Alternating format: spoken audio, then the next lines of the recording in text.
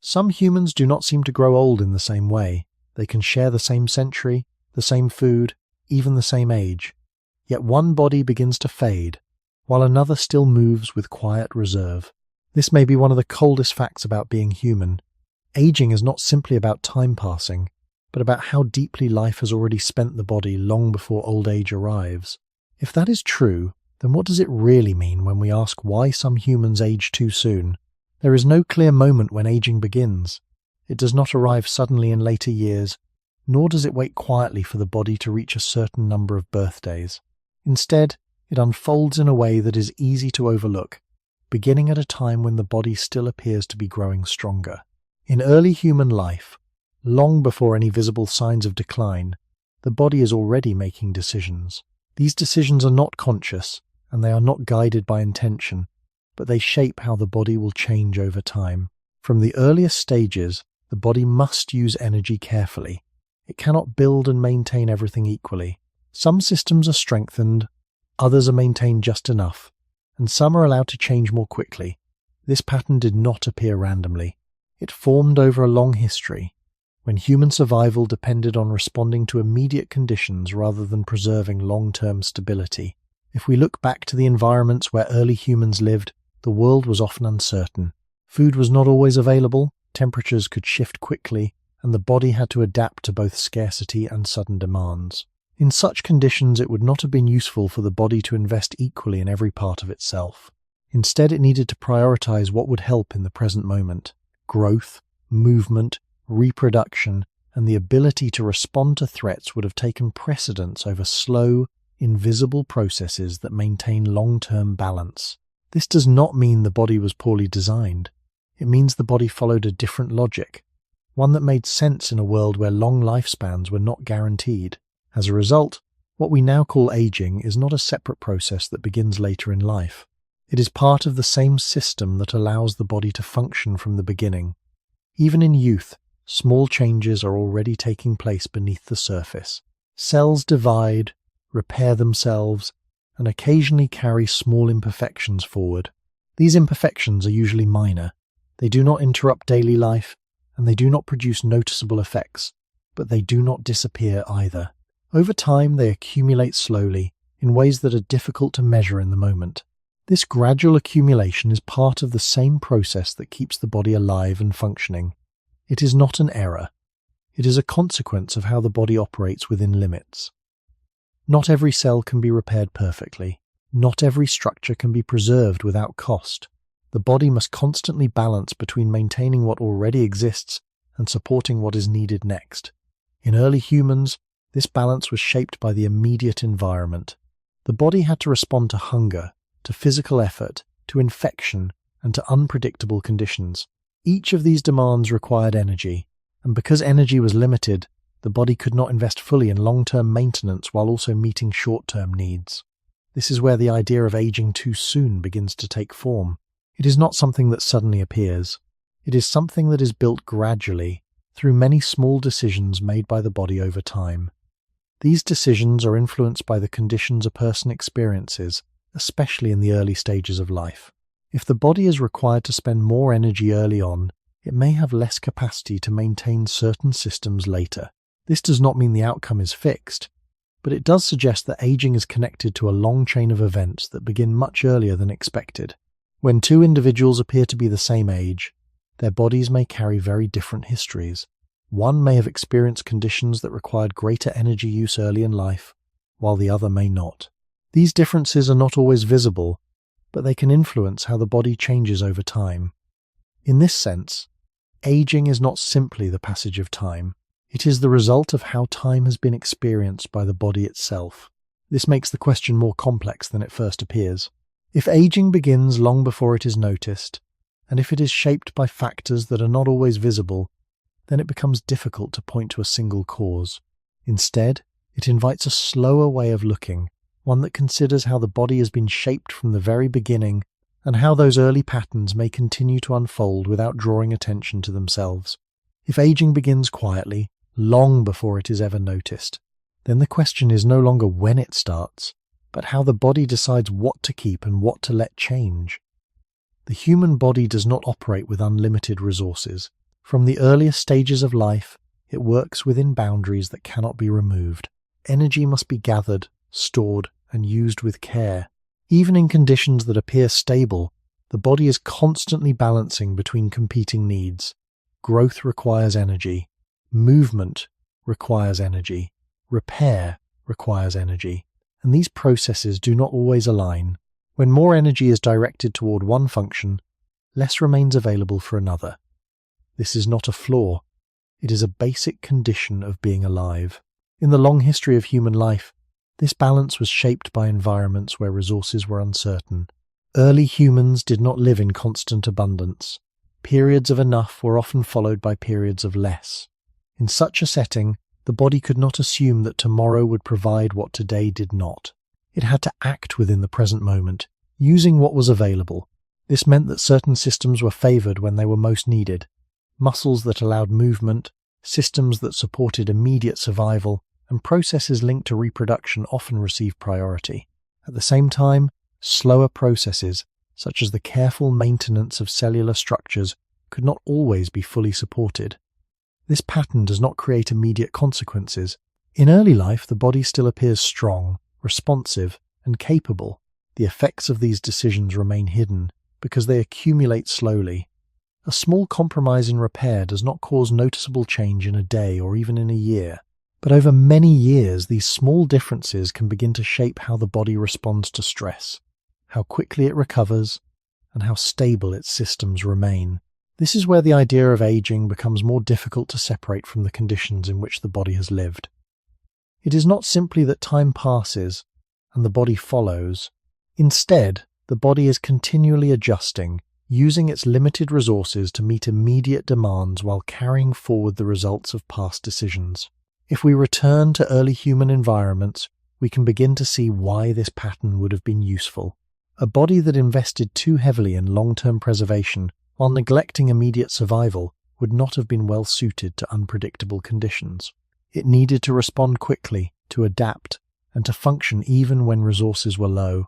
This required flexibility, not perfection. It required the ability to continue, even if not everything could be maintained at its highest level. In that sense, the body is not designed to avoid aging entirely. It is designed to manage trade-offs.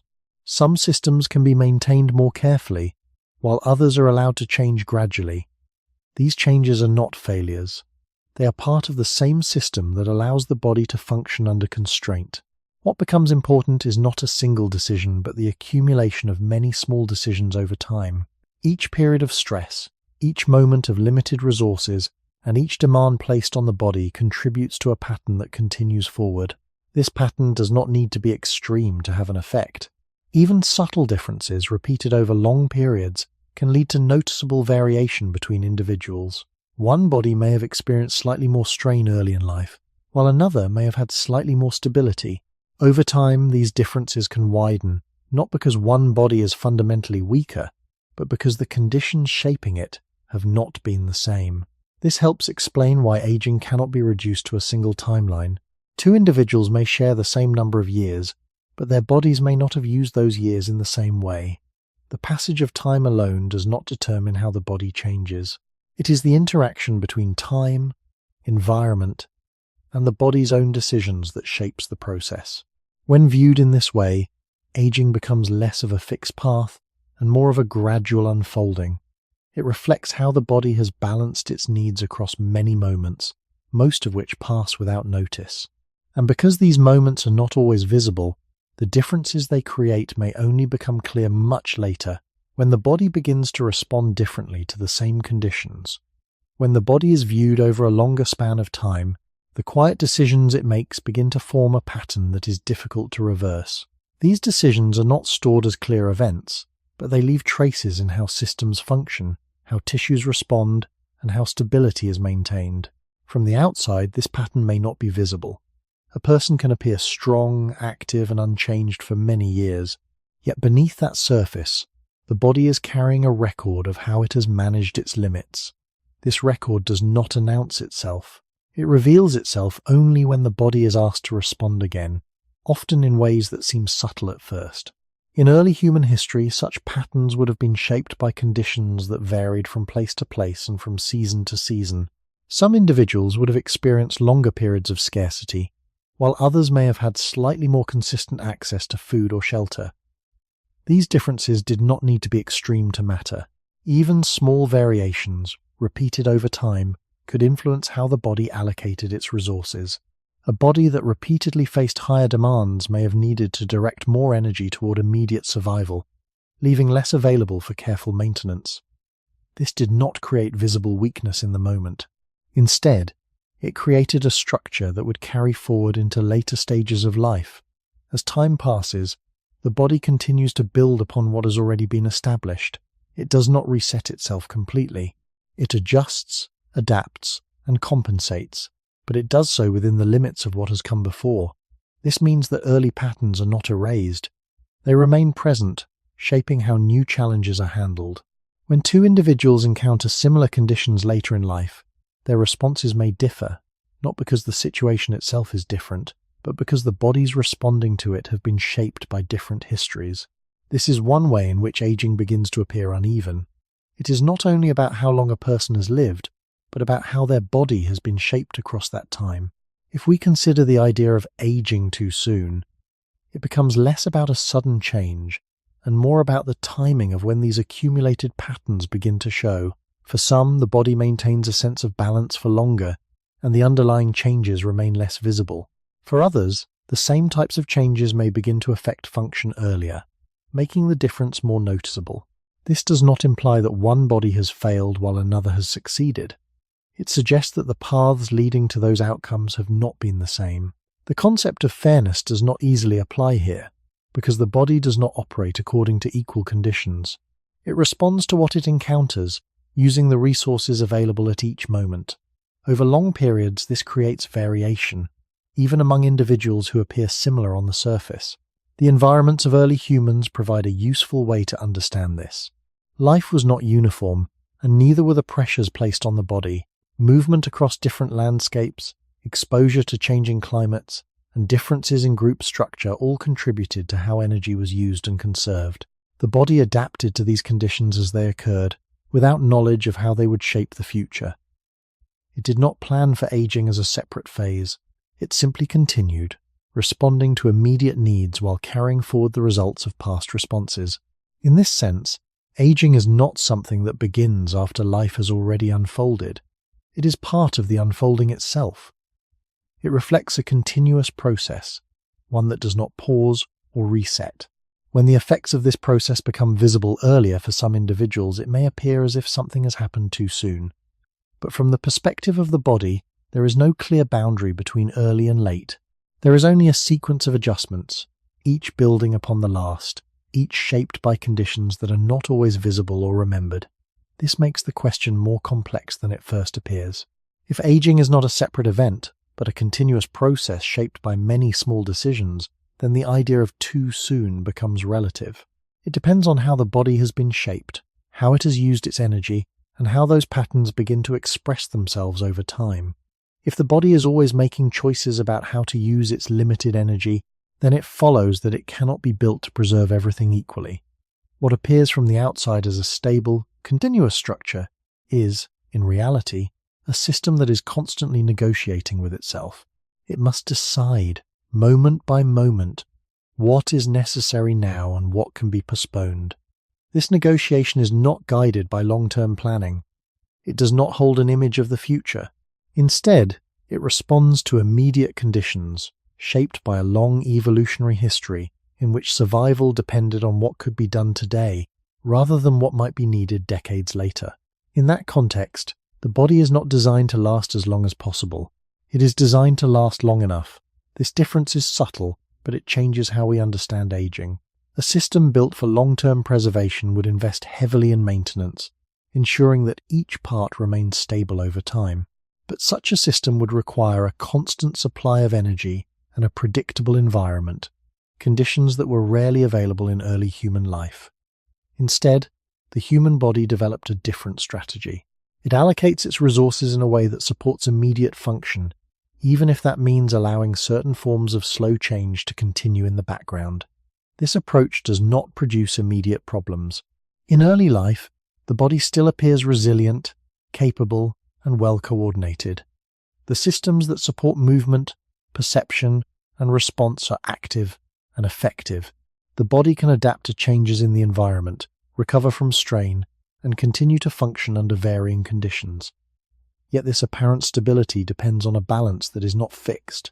It must be maintained through constant adjustment, and these adjustments come with limits. If more energy is directed toward one function, less remains available for others. This creates a pattern of trade-offs that is built into the structure of the body itself. In the environments where early humans lived, this pattern would have been reinforced repeatedly. Food was not guaranteed, and physical effort was often required to obtain it. Movement across landscapes, exposure to changing climates, and the need to respond quickly to threats all demanded energy.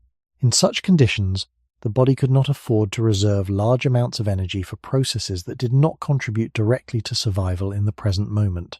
Maintenance at the cellular level, while important, does not produce immediate results. It is a slow and continuous process, one that does not help the body escape danger or secure resources in the short term. As a result, it is often balanced against more urgent needs.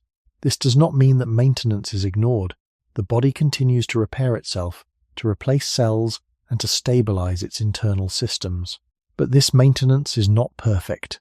It is carried out within limits, and small imperfections are allowed to remain. These imperfections do not accumulate rapidly. They build slowly, often without any noticeable effect. Over time, however, they contribute to changes in how the body functions. The ability to repair, to adapt, and to maintain stability may become less consistent, not because the body has suddenly changed its purpose, but because it has been following the same pattern all along. This perspective helps explain why aging does not appear at the same pace for everyone. If the body is built to spend its resources rather than to preserve them indefinitely, then the way those resources are used becomes central to the outcome. Some individuals may have experienced conditions that allowed for more balanced use of energy, while others may have faced greater demands that required more immediate expenditure. These differences do not need to be extreme. Even small variations, repeated over time, can influence how the body changes.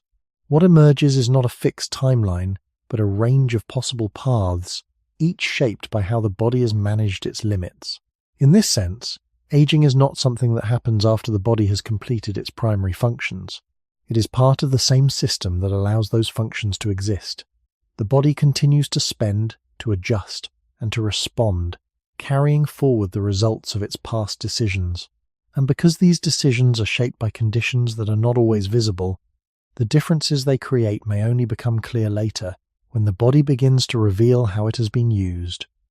If the body is shaped to spend rather than to preserve, then its internal systems must operate with a certain acceptance of limits. It cannot maintain perfect stability in every part at all times. Instead, it maintains a level of function that is sufficient, allowing small deviations to remain if correcting them would require more energy than can be spared. This approach is not careless. It is consistent with a system that must continue under varying conditions. In early human environments, this would have been a practical necessity. Resources changed from day to day, and the body had to remain functional even when conditions were not ideal. To do this, it relied on processes that could tolerate minor imperfections without failing completely.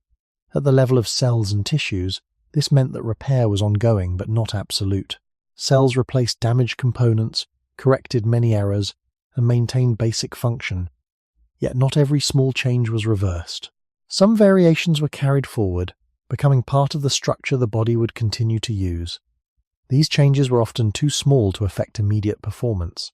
A person could move, think, and respond without any awareness that such adjustments were taking place. Over time, however, these small variations formed patterns. They influenced how consistently systems could perform and how effectively the body could respond to new demands. This is not a sudden shift from health to decline. It is a gradual change in how stable the system remains under pressure. When a new challenge arises, such as physical strain or illness, the body must draw upon its ability to repair and adapt. If that ability has been shaped by years of limited resources or repeated demands, the response may differ from one individual to another. One body may restore balance quickly, while another may take longer, not because it is weaker in a simple sense, but because it has been operating within tighter constraints for a longer period. Looking back to early human life, these differences would have emerged naturally. Individuals did not share identical conditions. Some may have had more consistent access to food, more stable social support, or fewer exposures to prolonged stress. Others may have faced repeated periods of scarcity or greater physical demands. The body does not separate these experiences from its structure. It incorporates them, adjusting its internal balance in response. This process does not aim for perfection, it aims for continuation. The ability to keep functioning, even at a slightly reduced level of precision, would have been more valuable than maintaining perfect internal order at the cost of immediate survival. As a result, the body developed systems that could operate with flexibility. They could absorb small changes without immediate failure, but they could not eliminate those changes entirely. Over long periods, this leads to a form of accumulated variation that becomes more visible with time. This accumulation does not follow a single path. It depends on how often the body has needed to rely on this flexibility. A body that has been pushed more frequently may carry more of these small variations forward. Another body, under slightly different conditions, may carry fewer. These differences do not need to be large at any one moment. They become meaningful through repetition. Each instance adds a small amount to the overall pattern, shaping how the body will respond in the future. When we consider the idea of aging too soon, this pattern becomes important. It suggests that aging is not only about the presence of change, but about how early these accumulated variations begin to affect function. For some individuals, the body continues to compensate effectively for longer periods, keeping these changes less visible. For others, the same types of changes may begin to influence function earlier, creating the impression that aging has arrived ahead of time. This does not imply that the body has shifted into a different mode. It continues to follow the same principles it always has, balancing energy, maintaining function, and adapting within limits. What changes is how those limits begin to appear in daily experience. The body reveals, gradually, how it has been managing its resources and how the patterns formed over time begin to shape its present state. When this pattern of limited maintenance continues over long periods, it begins to shape not only how the body functions, but how it responds to the passage of time itself. The body does not measure time in years as we do. It reflects time through the accumulation of what has been done, what has been repaired, and what has been carried forward. In this sense, aging is less about how long a person has lived and more about how the body has managed its own continuity. Each moment of use leaves a trace, even if that trace is small. Each demand placed on the body requires a response, and each response draws from the same limited pool of energy. Over time, these responses form a pattern that cannot be separated from the body that produces them. In early human environments, this pattern would have been influenced by a wide range of conditions that did not remain constant. Movement across different terrains required repeated physical effort. Exposure to changing climates required continuous adjustment. Encounters with illness or injury required repair under uncertain conditions. None of these experiences were unusual. They were part of the normal background of life. The body did not experience them as disruptions, but as conditions to which it had to adapt. Each adaptation required energy, and each use of energy involved a choice, whether to invest in immediate function or to support long-term stability. Because the body cannot fully prioritize both at the same time, it relies on a balance that is always shifting. When conditions demand more from immediate systems, maintenance becomes more selective. When conditions are less demanding, there may be more capacity for repair. Over long periods, these shifts create differences in how the body is maintained. These differences do not need to be dramatic. Even small imbalances, repeated over time, can influence how systems behave. A structure that is repaired slightly less completely may still function well for many years, but it may respond differently when placed under strain. Another structure, maintained with slightly more consistency, may retain stability for longer under similar conditions.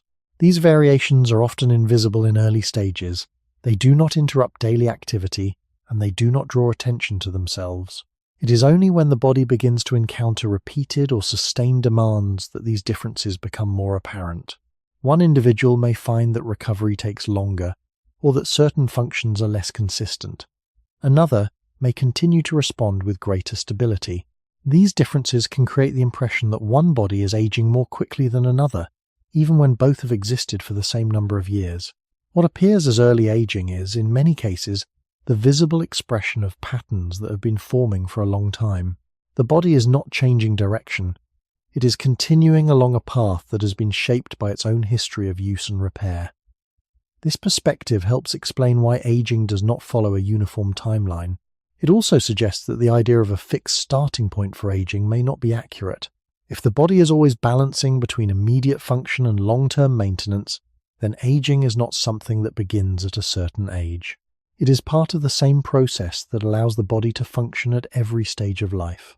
The difference lies in when the effects of this process begin to appear in ways that can be observed. In early human life, where conditions were less predictable, these patterns would have formed under varying pressures.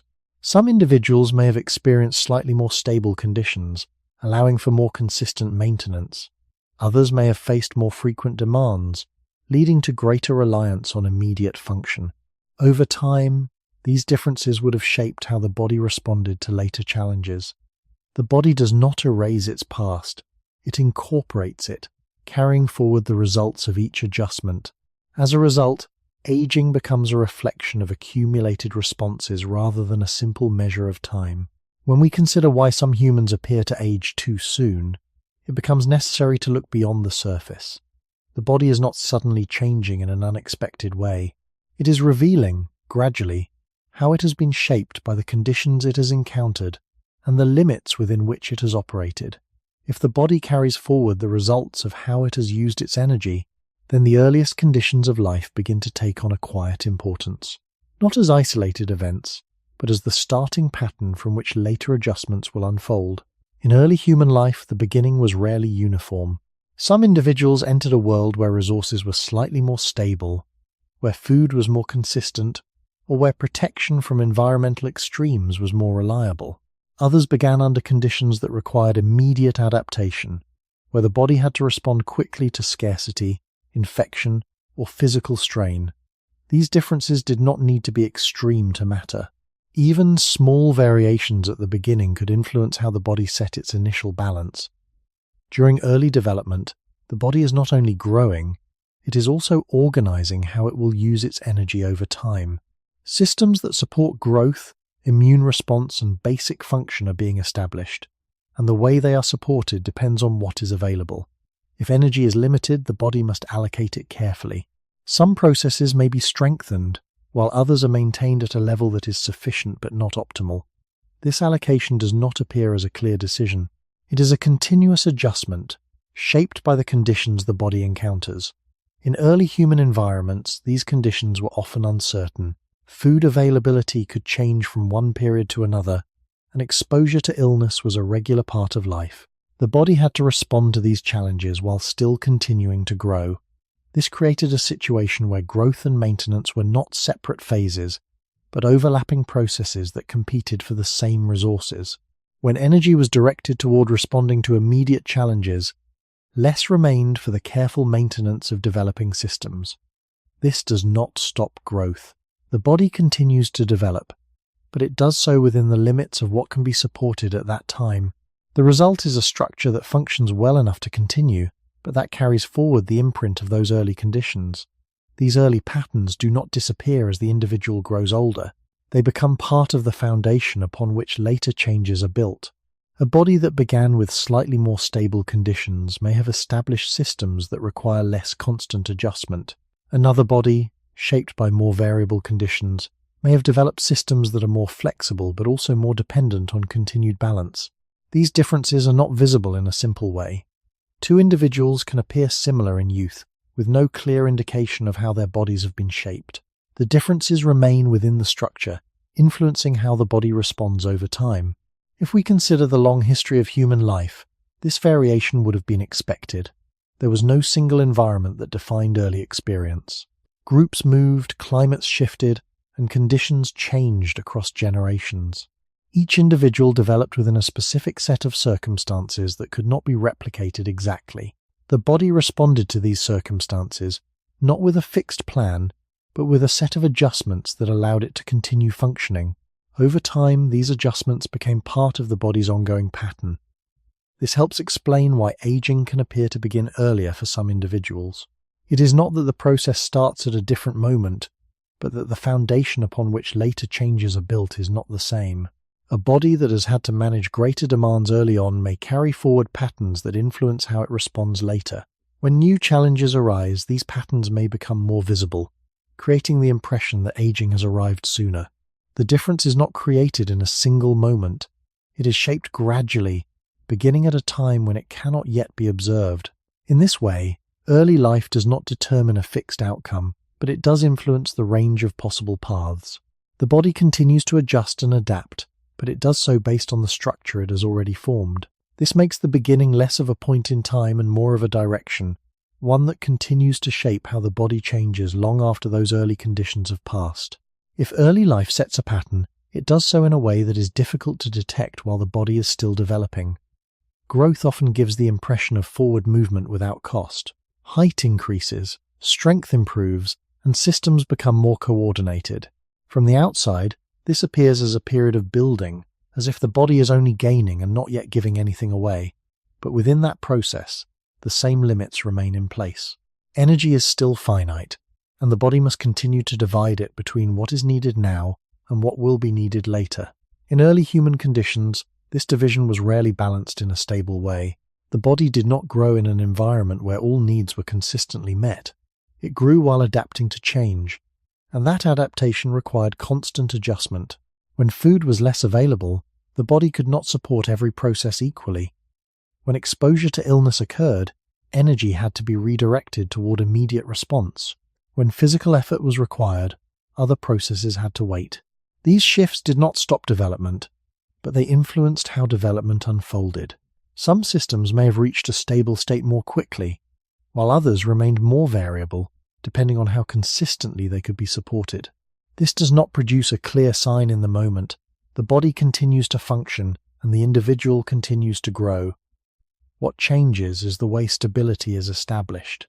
Instead of building systems under consistent conditions, the body builds them under fluctuating ones. This creates a form of flexibility that allows survival, but it may also introduce subtle differences in how systems maintain themselves over time.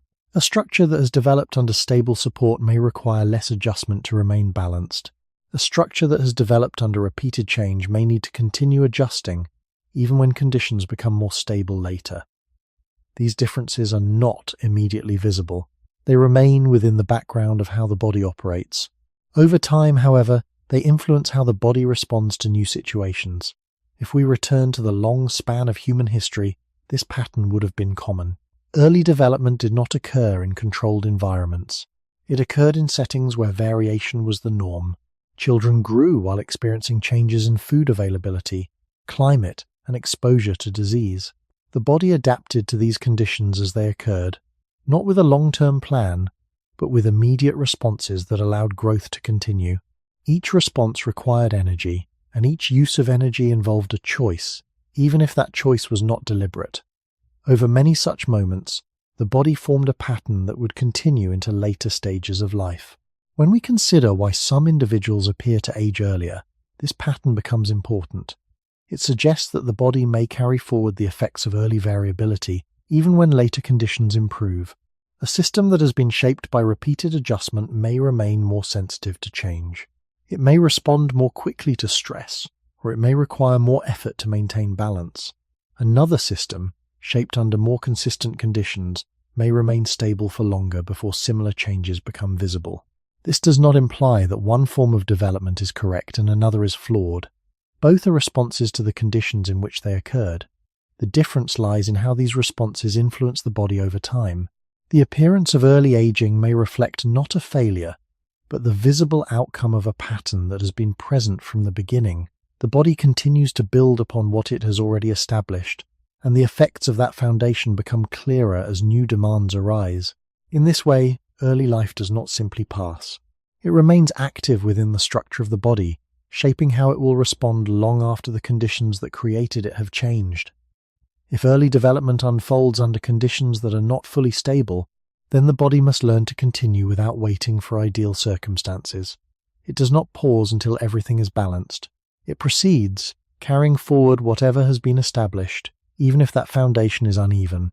This does not create immediate limitation.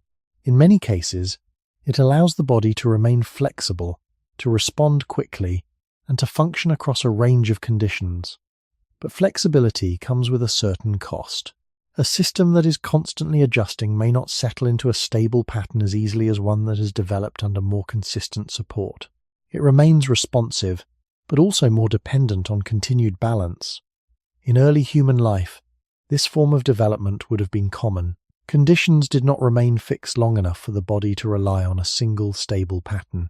Movement between environments, shifts in food availability, and repeated exposure to physical and biological stressors meant that the body was always adapting. This adaptation did not stop after early childhood. It continued as the individual grew, shaping how systems interacted and how energy was distributed. Over time, the body established a way of functioning that reflected these repeated adjustments. It did not aim for perfect stability. It aimed for continuity, the ability to keep going even when conditions changed. This approach works effectively when demands remain within a certain range. The body can respond, compensate, and restore balance without drawing attention to the effort involved. But when demands become more frequent or more sustained, the limits of this system begin to appear. A structure that has been shaped by constant adjustment may begin to show signs of strain earlier than one that has required fewer such adjustments. This does not mean that the system is failing. It means that the cost of maintaining balance is becoming more visible. In early human populations, these differences would not have been unusual. Individuals within the same group could have experienced different levels of demand, even while sharing the same general environment. Access to food, exposure to illness, and the distribution of physical effort were not identical for everyone. As a result, the bodies within a group were not identical in how they developed or how they maintained themselves. These differences did not need to be large to have an effect. Over time, small variations could influence how each body responded to later challenges. When we consider the idea of aging too soon, this perspective suggests that what appears as an early change may be the result of a system that has been active for a long time. The body is not suddenly shifting into a new state. It is continuing along a path that has been shaped by its own history of adjustment. The effects of that history may not become visible until the body is asked to maintain balance under new or repeated demands. At that point, the differences that have been present all along begin to appear more clearly. One individual may continue to adapt with relative stability, while another may begin to show signs of reduced consistency. These signs are often interpreted as aging, but they are also reflections of how the body has been shaped over time. This makes the concept of early aging less about a specific moment and more about the timing of when these patterns become visible. The body does not suddenly become different. It reveals, gradually, the structure it has been building from the beginning. If that structure has been formed under conditions of repeated adjustment, it may reach its limits earlier. If it has been formed under more consistent support, it may maintain stability for longer. In both cases, the process is continuous. There is no clear boundary where aging begins, only a gradual unfolding of patterns that have been present from the start. If the body must constantly adjust to the limits of its own energy, then it cannot treat all of its systems equally. Every process that keeps the body functioning draws from the same source, and that source is never without boundaries. This means that the body is always engaged in a quiet form of distribution. It does not divide energy in a fixed or even way, but shifts it depending on what is needed most at a given moment. When movement is required, energy is directed toward muscles and coordination. When the body encounters illness, energy is redirected toward defense and repair. When growth is active, resources are used to build new structures. These processes do not occur separately. They overlap, compete, and adjust in response to changing conditions. Because of this, the body cannot fully invest in every process at the same time. Some systems must be supported more strongly, while others are maintained at a level that is sufficient but not complete. In the long history of human life, this pattern would have been shaped by environments where energy was not always predictable. Food intake could vary, physical demands could increase suddenly, and exposure to stressors could occur without warning. Under these conditions, the body developed a way of operating that prioritized immediate needs over long-term preservation. It was more important to respond to the present than to maintain perfect internal balance for the future. This approach allowed the body to remain functional in uncertain environments, but it also meant that certain forms of maintenance were always limited. At the level of cells and tissues, this limitation is expressed through how repair is carried out. The body does not stop repairing itself, but it cannot do so perfectly at all times. Some damage is corrected quickly, while other forms of wear are managed more gradually. When energy is directed toward urgent functions, less remains for the slower processes that maintain long-term stability. This does not produce immediate failure. The body continues to operate, often without any visible change, but it creates a pattern in which small imperfections are allowed to remain. These imperfections are not isolated. They accumulate slowly, forming part of the structure the body continues to use. Over time, this accumulation influences how systems respond to new demands. A system that has been maintained with less consistent energy may still function well, but it may have less capacity to absorb additional strain. Another system, supported more consistently, may retain greater stability under similar conditions. These differences are not fixed from the beginning. They are shaped by how energy has been distributed over time. In early human environments, this distribution would have varied between individuals, even within the same group. Differences in physical activity, access to food, and exposure to environmental stressors meant that each body managed its energy in a slightly different way. These differences did not need to be large to have an effect. Over long periods, even small variations in how energy was allocated could influence how the body changed. When we consider the idea of aging too soon, this pattern of energy distribution becomes central. It suggests that aging is not only about the passage of time, but about how the body has chosen, moment by moment, where to invest its limited resources. A body that has repeatedly directed more energy toward immediate demands may have had less available for careful maintenance. The result is not an immediate decline, but a gradual shift in how systems function. This shift may become visible earlier in some individuals, creating the impression that aging has arrived ahead of time. In this sense, the body does not simply move through time at a constant rate. It is shaped by how it has used its energy, and that use reflects the conditions it has encountered. Aging becomes a record of this process, not as a single event, but as the visible outcome of many small decisions made within the limits of what the body could support. If energy must always be divided, then every moment of use carries a quiet consequence. The body cannot borrow from a future reserve that does not exist. It can only shift what is available now, redistributing it between systems that all depend on the same limited supply. This means that no process is entirely independent. When one system receives more support, another must wait, adjust, or continue with less. This is not a dramatic exchange. It happens gradually, often without any noticeable effect in the moment. Yet, over time, these small shifts begin to form a pattern that shapes how the body behaves under strain. In early human life, this pattern would have been reinforced repeatedly. Physical effort was not optional. Movement was required for finding food, for avoiding danger, and for maintaining connection with others. At the same time, the body had to respond to illness, heal from minor injuries, and continue growing. Each of these demands required energy, and they did not arrive in a balanced or predictable way. Some periods required more effort, while others allowed for partial recovery. The body adapted by shifting its priorities as needed, directing energy where it was most immediately useful. This allowed survival, but it also meant that long-term maintenance was always part of a negotiation rather than a guarantee. At the cellular level, this negotiation can be understood as a balance between repair and continuation. Cells constantly experience small forms of wear. Many of these are corrected through repair processes, but not all can be addressed at once. When energy is directed toward immediate demands, repair may become less complete. This does not result in immediate dysfunction. The body continues to function, often with no visible change. But the small differences that remain begin to accumulate.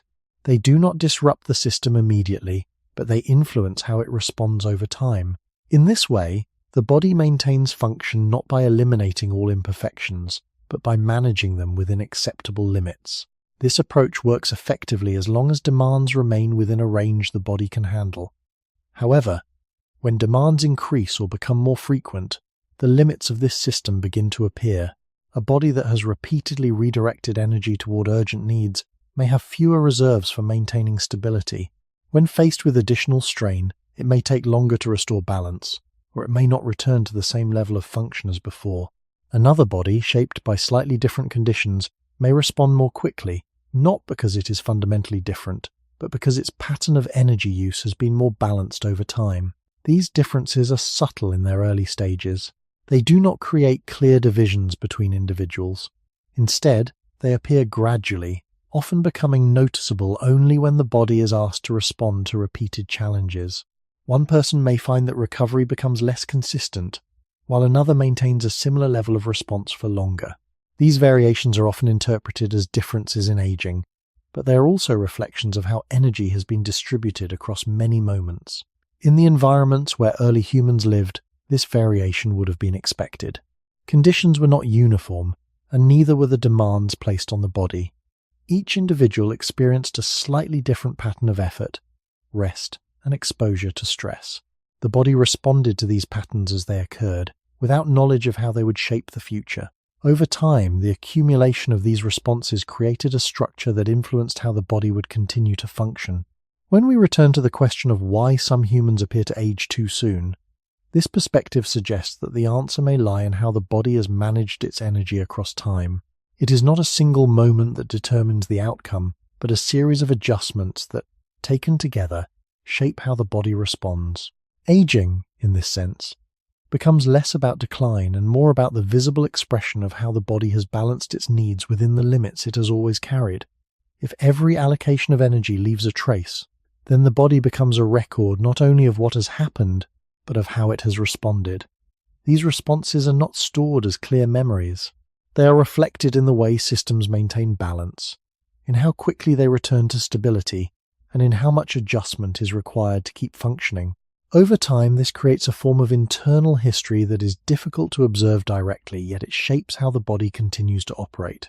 In early human environments, this history would have been written through repeated cycles of demand and recovery.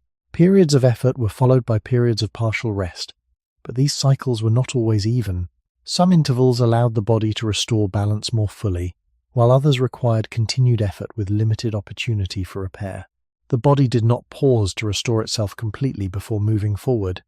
It continued carrying forward the effects of each cycle. This does not mean that recovery did not occur. The body is capable of repairing itself, of replacing cells, and of restoring many forms of balance. But this repair is always influenced by what has come before. A system that has been repeatedly used under strain may require more time to return to its previous state, or it may stabilize at a slightly different level of function. Another system, exposed to fewer demands, may maintain its balance with less effort. These differences are not immediately visible. They remain within the background of how the body operates, becoming noticeable only when the body is asked to respond again. As these cycles continue over many years, the differences begin to take on a more defined shape. One individual may experience gradual changes in how the body handles repeated demands, such as physical effort or recovery from minor strain. Another may continue to respond with greater consistency, maintaining similar patterns of function across time. These differences do not appear suddenly. They emerge from the accumulation of many small responses, each shaped by how energy was distributed at the time.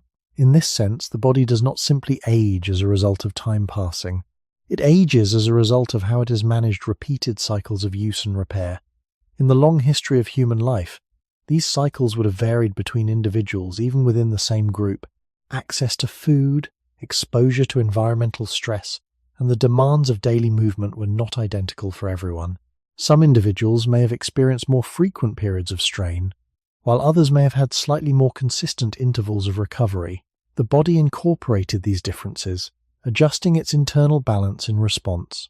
Over time, This created variation in how systems were maintained and how they responded to continued use. When these patterns are carried into later stages of life, they begin to influence how the body reveals its age. A system that has required more frequent adjustment may begin to show signs of reduced stability earlier. This does not mean that it has suddenly changed. It means that the limits it has been managing are becoming more visible. Another system, shaped by slightly different cycles, may continue to maintain balance for longer before similar changes appear.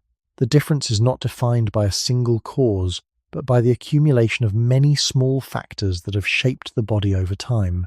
This helps explain why aging does not follow a uniform path. It also suggests that what appears as early aging may be the point at which the body's history becomes visible in its present function. The body does not move from one state to another in a sudden shift. It reveals gradually how it has balanced effort and recovery across many moments.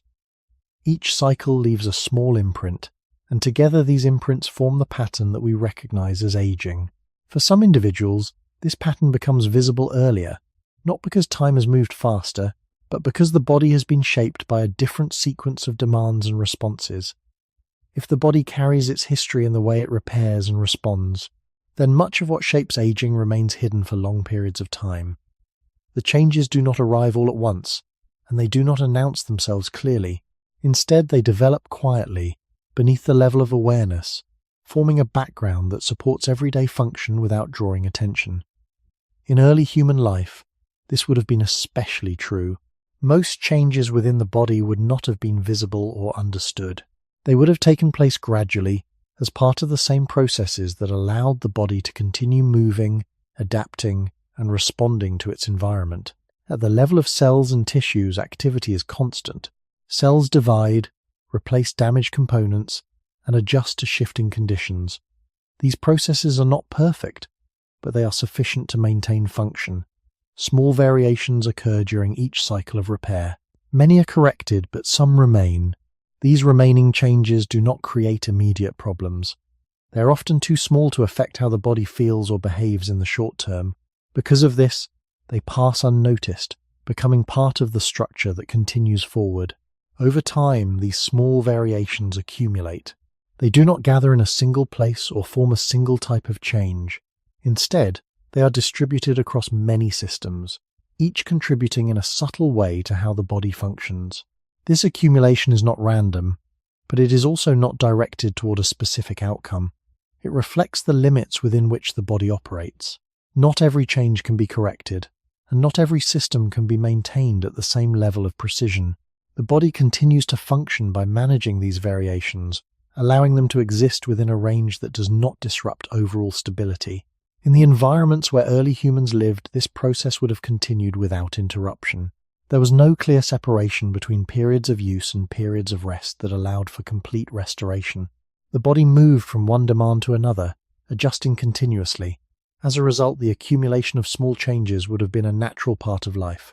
These changes did not interfere with immediate survival, which depended on the ability to respond to present conditions, but they remained within the structure, influencing how systems behaved over longer periods. What makes this process difficult to notice is its gradual nature. There is no single moment when a change becomes significant. Instead, many small differences combine, slowly altering how the body responds. A system that once returned to balance quickly may begin to take slightly longer. Another system may become less consistent under repeated strain. These shifts are often subtle, and they may not be recognized until they reach a level that affects daily experience. Even then, they may appear to have emerged suddenly, when in reality they have been developing over a long time. This helps explain why aging can seem to appear earlier for some individuals. It is not that a sudden change has occurred, but that the accumulation of many small changes has reached a point where it becomes visible. The body is not beginning a new process. It is revealing the outcome of processes that have been active from the beginning. In this sense, aging is not an event that starts at a certain age. It is a gradual unfolding of changes that have been present, though unnoticed, for much of life. In early human populations, this pattern would have varied between individuals. Differences in environment, activity, and exposure to stress would have influenced how these small changes accumulated. Some bodies may have maintained a balance that kept these variations less visible for longer. Others may have reached a point where the effects became noticeable earlier. These differences do not reflect a single cause. They reflect a long sequence of small adjustments, each contributing to the overall pattern that the body continues to carry forward. Because these changes remain below the level of awareness, they rarely interrupt the sense that the body is stable. Day after day, movement feels familiar, responses appear consistent, and the body seems to return to balance in ways that do not invite attention. This continuity creates an impression that nothing significant is changing. Yet beneath that surface, the same processes continue, repeating in cycles that are too small to notice in isolation. In early human life, this quiet continuity would have been essential. The body could not afford to pause and examine itself. It needed to function without interruption, even as it adapted to shifting conditions. This meant that many forms of change had to remain unobtrusive, allowing the individual to continue without distraction. The body achieved this by absorbing small variations into its ongoing activity, adjusting around them rather than stopping to correct each one completely. Over time, this creates a subtle shift in how stability is maintained. At first, the body restores balance with little effort. Minor disruptions are corrected quickly, and the system returns to its previous state. As more small changes accumulate, the process of restoring balance may require slightly more adjustment. This difference is often too small to detect in a single moment. It becomes noticeable only when viewed across longer periods, where the pattern begins to show that recovery is not exactly the same as before. In early human environments, this pattern would have been shaped by continuous exposure to varying demands. Movement across uneven terrain, fluctuations in food availability, and repeated encounters with environmental stress would have required constant adaptation. The body responded by maintaining function in the present, while carrying forward the results of past adjustments. Each cycle of use and repair added a small variation, and these variations gradually influenced how systems behaved. What makes this process difficult to understand is that it does not follow a clear line. There is no single direction in which the body is moving. Some systems may remain stable for long periods, while others begin to show subtle changes. These differences do not occur all at once. They appear at different times, depending on how each system has been supported and how much adjustment it has required. This creates a pattern in which the body does not age uniformly. Some aspects of function may remain consistent, while others begin to change earlier. When these changes reach a point where they affect daily experience, they may seem to have appeared suddenly. A person may notice that recovery takes longer, or that certain forms of effort feel different than before. These observations often lead to the impression that aging has begun at that moment, but in reality, the process has been present for much longer. The visible change is only the point at which accumulated differences become noticeable. In the long span of human history, this gradual emergence would have been a common experience. Individuals would not have had a clear sense of when their bodies began to change. They would have noticed shifts in function over time, without being able to trace them back to a specific starting point. The body does not provide a clear signal that marks the beginning of aging. It reveals its changes slowly, through patterns that develop across many moments. When we consider why some individuals appear to age too soon, this hidden accumulation becomes central. It suggests that the difference lies not in a sudden event, but in how early these accumulated changes begin to influence function. A body that has carried more of these variations may reach that point sooner. Another, shaped by slightly different conditions, may reach it later. The process itself is the same, but the timing of its visible effects can vary. This variation gives the impression of uneven aging, even though the underlying mechanisms are shared. When these quiet changes continue to accumulate, they begin to alter not only how the body functions, but how it responds to repeated patterns of use. The difference is often not in what the body can do, but in how consistently it can do it. A movement that once required little adjustment may begin to demand more careful coordination. A period of effort that once felt ordinary may now be followed by a longer return to balance. These shifts are rarely dramatic at first. They appear as small variations, easily attributed to momentary conditions. Yet over time they begin to form a pattern that is difficult to ignore. In early human life, this pattern would have developed within an environment that did not allow for complete separation between activity and recovery. The body moved through cycles of effort and rest, but these cycles were shaped by conditions that were not always predictable. Some periods allowed for partial recovery, while others required continued activity with limited opportunity for repair. The body adapted by maintaining function in the present, even if that meant carrying forward small changes that could not be fully corrected. This adaptation did not interrupt survival. It allowed the individual to continue moving, responding, and participating in daily life. But it also meant that the body was not returning to the same state after each cycle. Instead, it was stabilizing around a slightly altered condition, one that reflected the accumulation of previous adjustments. As these altered states build upon one another, the body's baseline begins to shift. What once felt like a complete return to balance may become a partial one.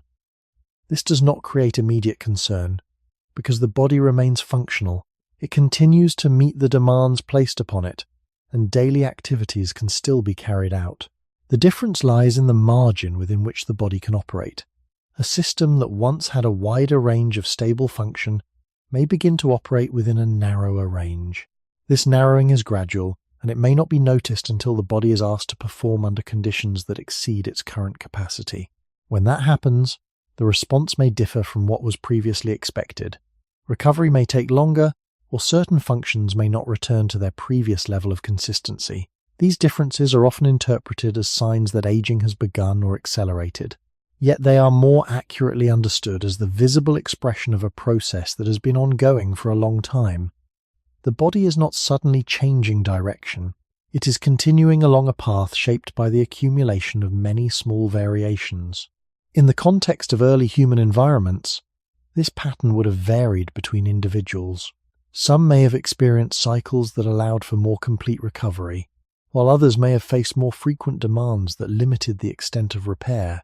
These differences would not have been obvious in early life. They would have become more apparent only as the body continued to move through repeated cycles of use and adjustment. Over time, the accumulation of these cycles would influence how the body responded to new demands, creating variation in how stability was maintained. This variation is central to understanding why some individuals appear to age sooner than others. It is not that their bodies have followed a different set of rules, but that the patterns formed within those rules have developed differently. The same processes are at work in all bodies, but the timing of when their effects become visible is not the same. For some, the accumulation reaches a point of noticeable change earlier. For others, it remains less visible for longer. The difference lies in the gradual shifting of the body's baseline, a shift that reflects how it has balanced effort, repair, and continuation across many moments that have passed without notice.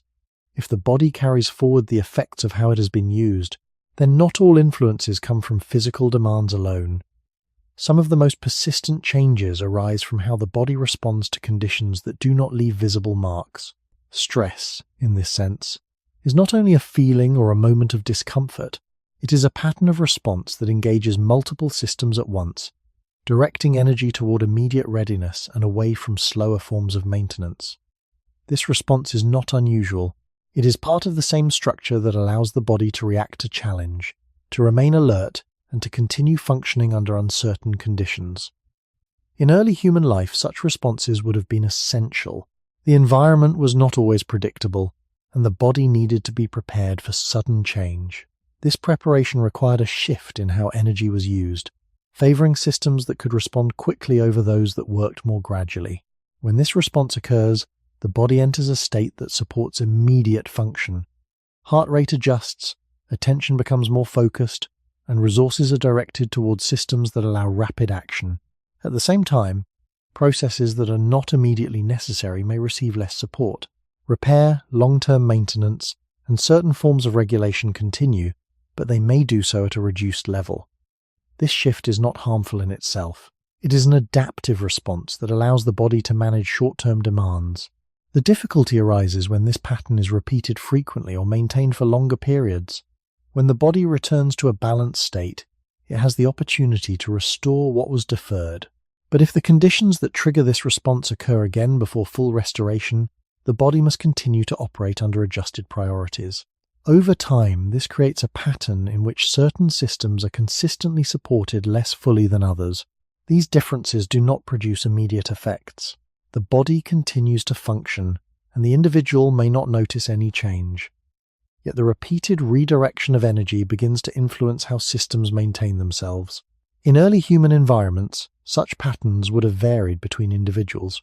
Some may have experienced conditions that allowed for more consistent periods of balance where the body could return to a state of relative stability. Others may have faced more frequent or prolonged demands that required continued readiness. These differences did not need to be extreme. Even small variations in how often the body entered and remained in this responsive state could influence how energy was distributed over time. At the biological level, this repeated pattern leaves traces. Systems that are consistently deprioritized may accumulate small changes more quickly, while those that are repeatedly engaged may carry a greater share of the body's resources. This does not mean that one system is strengthened at the expense of another in a simple way. It means that the balance between systems shifts, reflecting how the body has been required to respond. Over time, these shifts contribute to differences in how the body maintains stability. A system that has received less consistent support may begin to show subtle changes earlier, while another may remain stable for longer. When these differences become noticeable, they are often interpreted as signs of aging, yet they are also reflections of how the body has managed repeated patterns of response. In this way, stress is not separate from the process of aging. It is one of the ways in which energy is redirected, shaping how the body balances immediate function and long-term maintenance. The effects are not always visible in the moment, but they become part of the body's ongoing pattern. This pattern, formed through many small responses, contributes to how and when the body begins to reveal the changes we associate with aging. When this pattern of response is repeated, it begins to shape how the body organizes its priorities, even when no immediate threat is present. The shift is gradual and often unnoticed. The body does not remain in a heightened state at all times, but the frequency of returning to that state can influence how systems are supported in the intervals between. Instead of moving fully back to a balanced condition, the body may stabilize at a point that is slightly adjusted, carrying forward part of the previous response. This does not interrupt function. The individual continues to think, move, and act without clear difficulty. Yet beneath this continuity, the distribution of energy remains subtly altered. In early human environments, such repetition would have been tied to conditions that were not always predictable. Changes in weather, uncertainty in food availability, and the need to remain attentive to the surrounding environment could lead to repeated activation of these responsive states. The body adapted by maintaining readiness while continuing to function. This allowed survival, but it also meant that the return to a fully restored state was not always complete. Each cycle left a small imprint, influencing how the next cycle would unfold. Over time, these imprints accumulate, forming a pattern that affects how the body maintains stability. One of the ways this becomes apparent is in how consistently the body can regulate itself. Systems that depend on careful balance, such as those involved in repair and internal coordination, may begin to operate with slightly more variability. This does not create immediate disruption. The body remains within a range that allows normal activity. However, the margin for adjustment may become narrower. When additional demands arise, the system may require more time or more energy to return to balance. Another body, shaped by a different pattern of response, may retain a wider margin, allowing it to recover more quickly under similar conditions. These differences are not fixed at a single point. They develop through repetition. Each time the body redirects its energy toward immediate readiness, it makes a small adjustment to how other systems are supported. If these adjustments occur frequently, the cumulative effect becomes more pronounced. The body is not designed to eliminate this pattern because it is part of its ability to respond to challenge. Instead, it manages the consequences, maintaining function within the limits that have been established. In the context of early human life, this variation would have been expected. Individuals did not experience identical conditions, and the frequency of these responsive states would have differed. Some may have encountered more consistent patterns of demand, while others may have had longer intervals of relative stability. The body incorporated these differences, shaping how it balanced its systems over time. When these patterns continue into later stages of life, they influence how the body reveals its age. A system that has been repeatedly adjusted may begin to show signs of reduced stability earlier, not because it has suddenly changed, but because the cumulative effect of those adjustments has reached a point where it becomes visible. This visibility is often interpreted as early aging, yet it reflects a process that has been ongoing, shaped by how the body has responded to repeated conditions. The body does not separate these responses from its overall function. They become part of the structure it carries forward, influencing how it will continue to adapt and maintain itself. In this way, the experience of stress, understood as repeated patterns of response, becomes integrated into the body's history. It contributes to how energy is distributed, how systems are maintained, and how stability is achieved. The effects are not immediate, but they are persistent, shaping the timing and manner in which the body begins to show the changes associated with aging. When this repeated pattern becomes part of the body's normal way of operating, the difference it creates is not always visible in what the body can do, but in how it sustains what it does. A task that once required little adjustment may now depend on a more careful balance. The body continues to perform, but the margin within which it can maintain that performance becomes narrower. This narrowing does not appear as a sudden loss. It emerges gradually, often without a clear moment of change. Over time, however, it begins to influence how the body responds to continued demands. In early human life, this would have been shaped by how often the body needed to remain in a state of readiness. Some individuals may have experienced conditions that required more frequent vigilance, where attention and response had to be maintained across longer periods. Others may have encountered intervals that allowed for more complete restoration. These differences would not have been obvious in daily activity.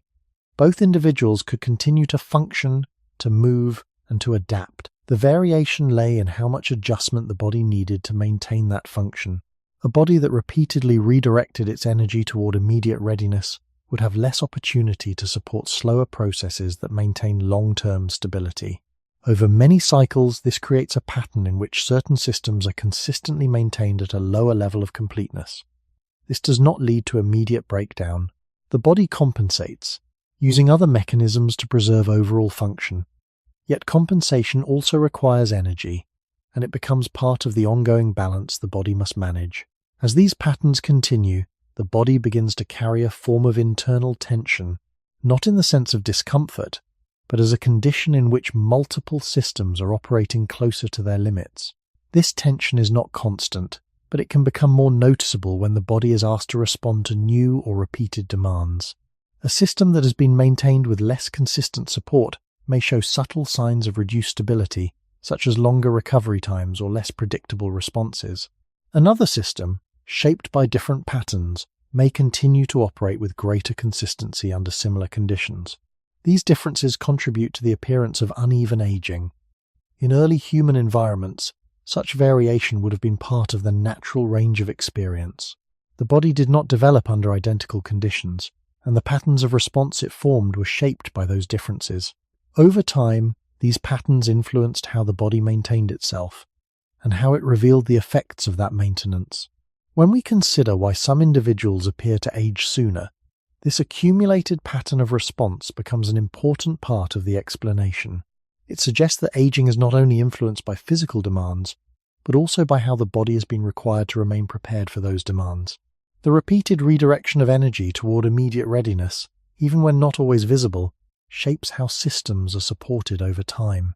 As a result, the body may begin to show signs of reduced stability earlier, reflecting the cumulative effect of many small adjustments. This does not indicate a failure of the body. It reflects the way in which the body has managed its limits, balancing the need to respond with the need to maintain itself. The timing of when these effects become visible varies between individuals, creating the impression that some are aging too soon. In reality, the process has been unfolding quietly, shaped by patterns that have been present for a long time. If the body is shaped not only by internal processes but also by the conditions that surround it, then the environment becomes more than a background.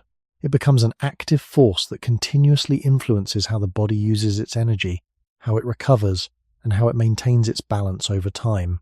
This influence is rarely sudden.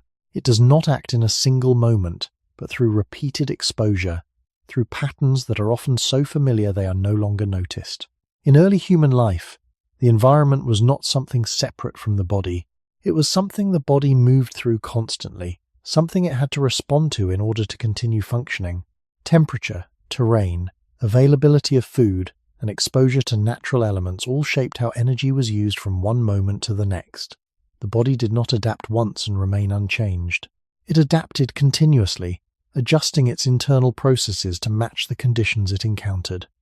When temperatures were lower, more energy was directed toward maintaining internal warmth. When food was scarce, the body adjusted how it stored and used its reserves. When movement across difficult landscapes was required, energy was directed toward muscles and coordination. These adjustments were necessary, but they were not without consequence. Each shift in priority influenced how much energy remained available for other processes, including those that support long-term stability. Over time, this creates a pattern in which the environment leaves a lasting imprint on the body, not as a visible mark, but as a set of conditions that shape how the body continues to function. A body that has adapted to repeated exposure to certain conditions may develop systems that are well suited to those conditions, but that require continued adjustment to maintain balance. Another body, shaped by slightly different surroundings, may develop a different pattern of stability. These differences do not need to be large. Even small variations in environmental exposure, repeated over long periods, can influence how the body distributes its energy and how it maintains itself. In the long history of human life, these variations would have been common. Groups moved across different regions, encountered different climates, and adapted to different patterns of resource availability. Within the same group, individuals could experience the environment in slightly different ways, depending on their roles, their movement patterns, and their exposure to external conditions. The body responded to these differences not with a fixed design, but with ongoing adjustments that allowed it to continue functioning. These adjustments became part of the body's internal pattern, influencing how it would respond to future conditions. When we consider aging in this context, it becomes clear that the environment does not simply affect the body in the present. It shapes how the body carries itself into the future. A system that has been repeatedly adjusted to meet environmental demands may require more energy to maintain balance, even when conditions become more stable. This does not create immediate change, but it influences how the body responds over time. When new demands arise, the body must draw upon a system that has already been shaped by its past environment.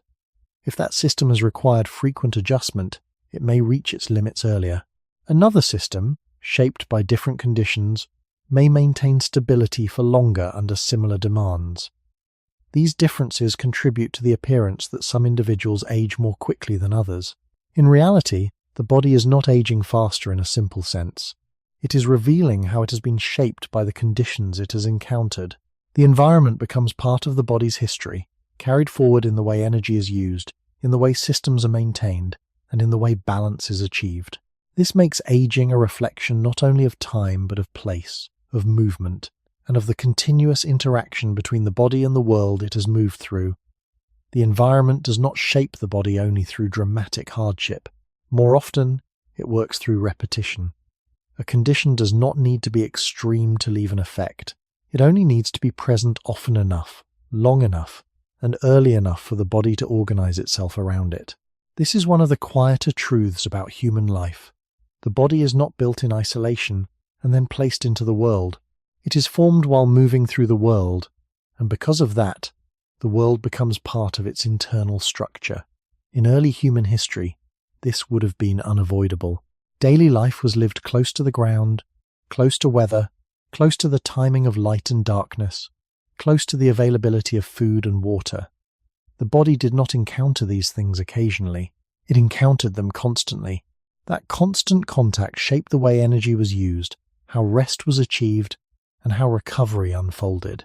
If a group lived in a colder region, the body had to spend more energy preserving warmth. If movement across rough ground was common, muscles, joints, and coordination were used in recurring patterns. If food arrived irregularly, internal systems had to adjust not once, but again and again to the rhythm of uncertainty. None of these responses were temporary in any simple sense. Repeated often enough, they became part of the body's ordinary way of functioning. This matters because the body does not respond to repeated conditions without cost. It adapts, but adaptation is never free. A system that becomes better at managing one condition may require more ongoing support to remain stable. A body that becomes accustomed to one rhythm of effort and recovery may be less efficient when that rhythm changes. In this way, the environment does not simply challenge the body from the outside. It teaches the body how to expect the world, and those expectations shape the body's future responses. In the long human past, different groups would have lived under very different combinations of pressure. Some would have faced longer cold seasons. Some would have moved more frequently. Some would have had more stable access to shelter or food. Even within the same group, age, role, and daily activity could create different environmental exposures. One person may have spent more time carrying, walking, or remaining alert. Another may have experienced slightly more protection or slightly more recovery. These are not dramatic differences, but over many years they could shape how the body distributes its effort. The body carries these repeated patterns forward. It does not reset each season or each year. It continues from where it left off, adjusting its systems in relation to what has been common, not what is ideal. That is why environmental influence can remain present long after a specific condition has changed. A body shaped by long uncertainty may continue to use energy cautiously. A body shaped by repeated strain may continue to maintain itself around that strain. The original condition may no longer be present, but its pattern remains inside the body's way of functioning. When later life places new demands on that body, the response will not emerge from a blank starting point. It will emerge from a structure already shaped by past surroundings. This helps explain why aging can appear uneven, even among people living in the same present-day world. They may now share similar conditions, but their bodies do not begin from the same history. One body may be carrying the imprint of repeated environmental adjustment from much earlier periods of life. Another may carry a different imprint, one that allows more stability under the same current demands. What appears on the surface as unfair aging may therefore reflect a deeper continuity between environment and biology. The body is not simply getting older. It is continuing a long conversation with the world it has already lived through. And because that conversation began early, often silently, and under conditions that were never identical from one life to another, the marks it leaves do not appear equally or at the same time. Aging, in this sense, becomes partly a record of the environments the body has survived, absorbed, and carried forward without ever fully putting down. When these repeated environmental patterns continue across many years, they begin to define not only how the body reacts, but what it considers normal. The body does not compare its state to an ideal version of itself. It stabilizes around what it has experienced most often. This means that a condition does not need to be optimal to become the body's baseline. It only needs to be consistent enough. Over time, the body organizes its processes around this baseline, adjusting its expectations of effort, recovery, and balance to match what has been repeatedly encountered. In early human life, this baseline would rarely have been fixed. It would shift with seasons, with movement across landscapes, and with changes in available resources. Yet even within this variability, patterns would form. Certain types of effort would repeat. Certain constraints would return. The body would begin to anticipate these patterns, not consciously, but through how it distributed its energy. Systems that were used more frequently would be supported in ways that allowed them to continue functioning. Systems that were less directly tied to immediate survival might be maintained with less consistency, not because they were unimportant, but because they were less urgent in the moment. This ongoing adjustment creates a form of internal expectation. The body becomes tuned to a particular range of conditions, and it continues to operate within that range even when the external environment begins to change. This is where the influence of past environments becomes especially clear. A body shaped by repeated exposure to one set of conditions may not immediately shift when those conditions are no longer present. Instead, it continues to function according to patterns that were once necessary. These patterns can remain useful, but they can also create subtle forms of imbalance when the surrounding world no longer matches the conditions that shape them. In early human populations, such transitions would have occurred as groups moved or as conditions changed over time. A body that had adapted to one environment might find itself in another, carrying forward a pattern that was no longer fully aligned with its surroundings. This does not create immediate dysfunction. The body is capable of further adaptation, but adaptation requires energy, and it takes place within the limits already established. If the body has already been operating near those limits, the process of adjusting to new conditions may be less complete or more gradual. Over time, this can influence how stability is maintained. A system that must continue adapting may show subtle signs of strain earlier than one that remains within a familiar range of conditions. These signs are often interpreted as aging, but they are also reflections of how the body is managing the transition between past and present environments. The difference lies not only in what the body is experiencing now, but in how prepared it is to respond based on what it has experienced before. When we consider why some individuals appear to age sooner, this perspective suggests that the timing of visible change may depend on how closely current conditions align with the patterns the body has already established. A body that finds itself in familiar conditions may maintain balance with less effort, delaying the appearance of change. Another body, required to adjust more frequently or more extensively, may reach its limits earlier, making the effects more visible. This does not imply that one environment is inherently better than another. It highlights that the body carries its past into every new condition, and that the process of adapting never fully resets. Aging, in this sense, becomes a gradual expression of how the body has negotiated its relationship with the environments it has moved through. It reflects not only where the body is now, but how far it has traveled, and how many adjustments it has made along the way without ever stopping to begin again. If the body carries its past through patterns of use, repair, and adaptation, then the ability to restore itself becomes one of the quiet differences between individuals. Not all bodies return to balance in the same way. The process of repair is continuous, but it is not identical from one person to another.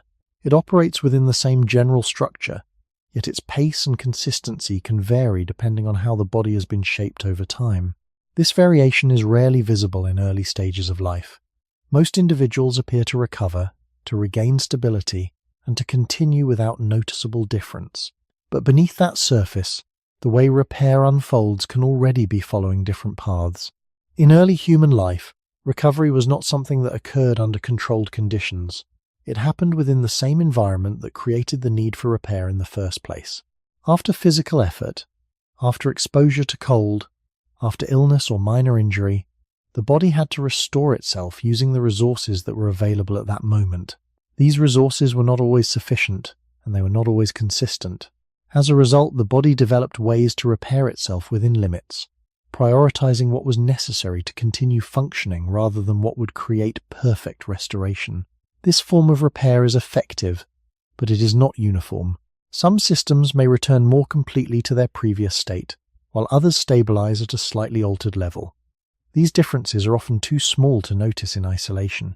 A single instance of incomplete repair does not change how the body feels or behaves, but over time, repeated instances can influence how the body responds to new demands. A system that has returned to balance with small variations may still function well, but it may require more effort to maintain that function under continued use. Another system, restored more fully, may retain a wider margin of stability. These differences begin to matter when the body is asked to recover again and again. In the long span of human history, such repeated demands would have been common. Movement, exposure, and the need to adapt did not occur once but repeatedly. Each cycle required repair, and each repair occurred within the limits of available energy and environmental conditions. The body did not reset to an original state after each cycle. It carried forward the result of each recovery, building a pattern that influenced how future repair would unfold. This pattern can vary between individuals, even when they share similar conditions. One body may be able to restore balance more consistently, maintaining a stable internal environment across repeated cycles. Another may restore function in a way that is sufficient but less complete, leading to gradual changes in how systems behave. These differences do not indicate a simple measure of strength or weakness. They reflect how the body has managed its resources, how it has balanced immediate demands with long-term maintenance, and how it has responded to the conditions it has encountered. When these patterns continue into later stages of life, they influence how the body reveals its age. A system that has been restored less completely across many cycles may begin to show signs of reduced stability earlier. Recovery may take longer, responses may become less consistent, and the margin for adjustment may narrow. Another system, shaped by different patterns of repair, may continue to maintain stability for longer under similar conditions. This creates the impression that one individual is aging more quickly than another, even though both are following the same underlying processes. The difference lies in how those processes have unfolded over time. In this way, aging is not only about how the body changes, but about how it has been able to restore itself across many moments that have passed without notice. If recovery does not occur in exactly the same way for every body, then the difference is not only in how repair happens, but in how often the body is able to complete that repair before it is needed again. The body does not exist in a sequence of isolated events. It moves through overlapping cycles, where one demand begins before the previous cycle of recovery has fully ended. This overlap is subtle, it does not interrupt function, and it is often unnoticed, yet it plays an important role in shaping how the body maintains itself over time. In early human life, this overlap would have been common. The environment did not provide clear boundaries between effort and rest. Movement, exposure, and adaptation occurred continuously, and recovery had to take place within that ongoing flow. The body adapted by restoring enough function to continue, even if complete restoration was not always possible. This allowed survival, but it also meant that recovery became part of a continuous process rather than a separate phase. Each cycle began from where the previous one had ended, carrying forward whatever state had been reached. When recovery is incomplete, even in small ways, the starting point of the next cycle is slightly different. This difference is often too small to detect in a single instance. The body continues to function, and the individual does not perceive a change. But when this pattern repeats, the effect becomes cumulative. The body begins to operate from a baseline that has shifted gradually over time. This shift does not move in a straight line. Some systems may maintain their stability for longer, while others begin to show variation earlier. The overall effect is a subtle change in how consistently the body can return to balance. One individual may be able to restore function in a way that closely resembles previous states, even after repeated demands. Another may restore function sufficiently to continue, but with small differences that accumulate over time. These differences are not signs of failure. They reflect how the body has managed the relationship between demand and recovery within the limits it has always carried. In the long history of human life, these patterns would have varied naturally. Differences in environment, activity, and exposure to stress would have influenced how often the body needed to recover and how much time it had to do so. Some individuals may have experienced longer intervals between demands, allowing for more complete restoration. Others may have faced more frequent cycles, where recovery had to be partial and immediate. The body incorporated these patterns into its ongoing structure, shaping how it would respond to future cycles. When these patterns are carried into later stages of life, they influence how the body reveals its age. A system that has been able to complete its recovery more consistently may retain a wider range of stable function. Another system, shaped by repeated overlap between demand and repair, may operate within a narrower range, where small additional demands lead to more noticeable changes. These differences become more apparent when the body is asked to respond repeatedly, revealing how much of its capacity has been preserved and how much has been used. This perspective helps explain why aging does not appear at the same time for everyone. It is not only about how the body repairs itself, but about how often it has been able to complete that repair before moving forward. The body is always continuing, always adjusting, and always carrying forward the result of what it has been able to restore. The timing of visible change reflects how these cycles have unfolded and how much of the body's capacity has been shaped by the overlap between demand and recovery across many moments that have passed without clear separation. When recovery is repeatedly incomplete, even in very small ways, the body does not stop functioning. It continues, but it does so from a slightly altered position. This position becomes the new point from which the next cycle begins. Over time, the body moves through many such cycles, each one starting from the result of the last. The difference between cycles may be too subtle to notice in isolation, but the direction they create becomes clearer as they accumulate. The body is not simply repairing damage and returning to a fixed state. It is adjusting, stabilizing, and moving forward within the limits of what has been restored. In early human life, this pattern would have been shaped by the continuous nature of daily demands. There was no clear separation between periods of use and periods of full recovery. The body was required to function across changing conditions, often without the opportunity to return completely to a previous state.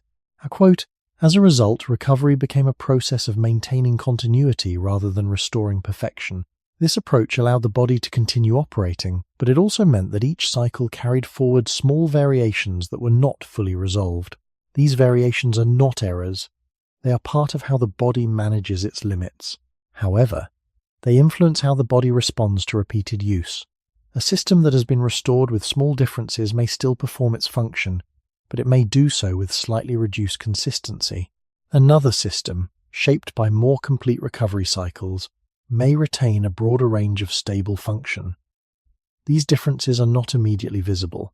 They become noticeable only when the body is asked to respond again and again, revealing how much flexibility remains within its systems. Over long periods, the accumulation of these small differences begins to define how the body maintains its balance. The baseline from which it operates is no longer the same as it was in earlier stages of life. It has shifted gradually, reflecting the sum of many cycles of use and repair. This shift does not occur at a single moment. It unfolds slowly, often without clear boundaries. When it becomes visible, it may appear as if the body has changed suddenly, but in reality, the change has been developing over a long time. In the context of early human environments, this pattern would have varied between individuals depending on how often their bodies were required to recover and how completely that recovery could occur. Some may have experienced conditions that allowed for more complete restoration, while others may have faced repeated demands that limited the extent of recovery. The body incorporated these differences into its ongoing pattern, shaping how it would respond to future demands. As these patterns continue into later life, they influence when and how the body begins to show signs of aging. A system that has been shaped by repeated incomplete recovery may begin to show changes earlier, not because it has suddenly declined, but because its baseline has shifted further from its earlier state. Another system, supported by more complete recovery, may maintain stability for longer before similar changes appear. This creates the impression that some individuals are aging too soon, when in fact the difference lies in how their bodies have moved through many cycles of use and repair. Aging, in this sense, is not a sudden event. It is the visible expression of how the body has been able to restore itself across time, and how much of that restoration has been carried forward into each new moment. If the body carries forward patterns shaped in earlier conditions, then the transition into a different environment does not erase those patterns. It adds another layer to them. Modern life, in this sense, does not replace the past. It interacts with it. The body that exists today is still built upon processes that were shaped over long periods of human history, when conditions were often uncertain and demands were closely tied to survival. When those processes encounter a different kind of environment, one that is more stable in some ways and more complex in others, the result is not always a simple improvement. Instead, the body must continue to adjust, but now within a context that does not fully match the patterns it has carried forward. This creates a subtle form of imbalance, one that does not appear immediately, but that influences how energy is used and how systems are maintained over time. In earlier human environments, effort and recovery were closely linked. Movement required energy, and rest followed as a natural response to that use. Food was not always available, so the body developed ways to manage periods of scarcity and periods of intake. These rhythms were not perfectly regular, but they were directly connected to the conditions of the environment. In contrast, modern conditions often separate these relationships. Food can be more consistently available, movement may be reduced or structured differently, and the patterns of activity and rest may not follow the same natural cycles. The body, however, continues to operate based on systems that expect a certain relationship between effort, intake, and recovery. When these relationships change, the body does not immediately reorganize itself. It continues to function according to patterns that were formed under different conditions, while also adapting to the new environment. This dual process requires additional adjustment, and that adjustment draws from the same limited pool of energy that supports all other functions. As a result, some systems may receive more attention, while others may be maintained with less consistency. These shifts are not always visible in the short term. the body can continue to function effectively, and the individual may not notice any difference. But over longer periods, the effects of this mismatch begin to accumulate. A system that is repeatedly adjusted to fit new patterns may require more energy to maintain balance. Another system, less directly involved in immediate function, may receive less consistent support. This does not create immediate decline. It creates a gradual change in how stable the system remains over time. In the context of aging, this becomes important because it introduces variation in how individuals respond to the same modern conditions. Not all bodies enter this environment with the same patterns.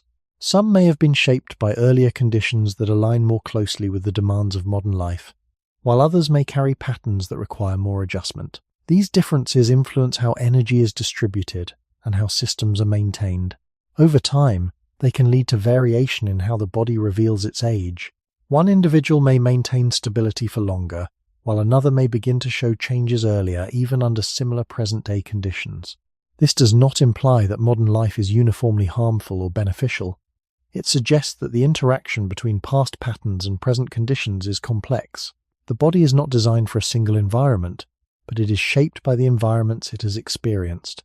When those experiences differ, the way the body adapts to new conditions also differs. Aging, in this sense, becomes a reflection of how well the body's existing patterns align with the demands of its current environment, and how much adjustment is required to maintain balance across that transition. When the conditions of daily life no longer follow the patterns the body has come to expect, the adjustment that follows is not always visible in what the body can do, but in how it organizes what it does. The body continues to function, often with a sense of normality that makes change difficult to perceive.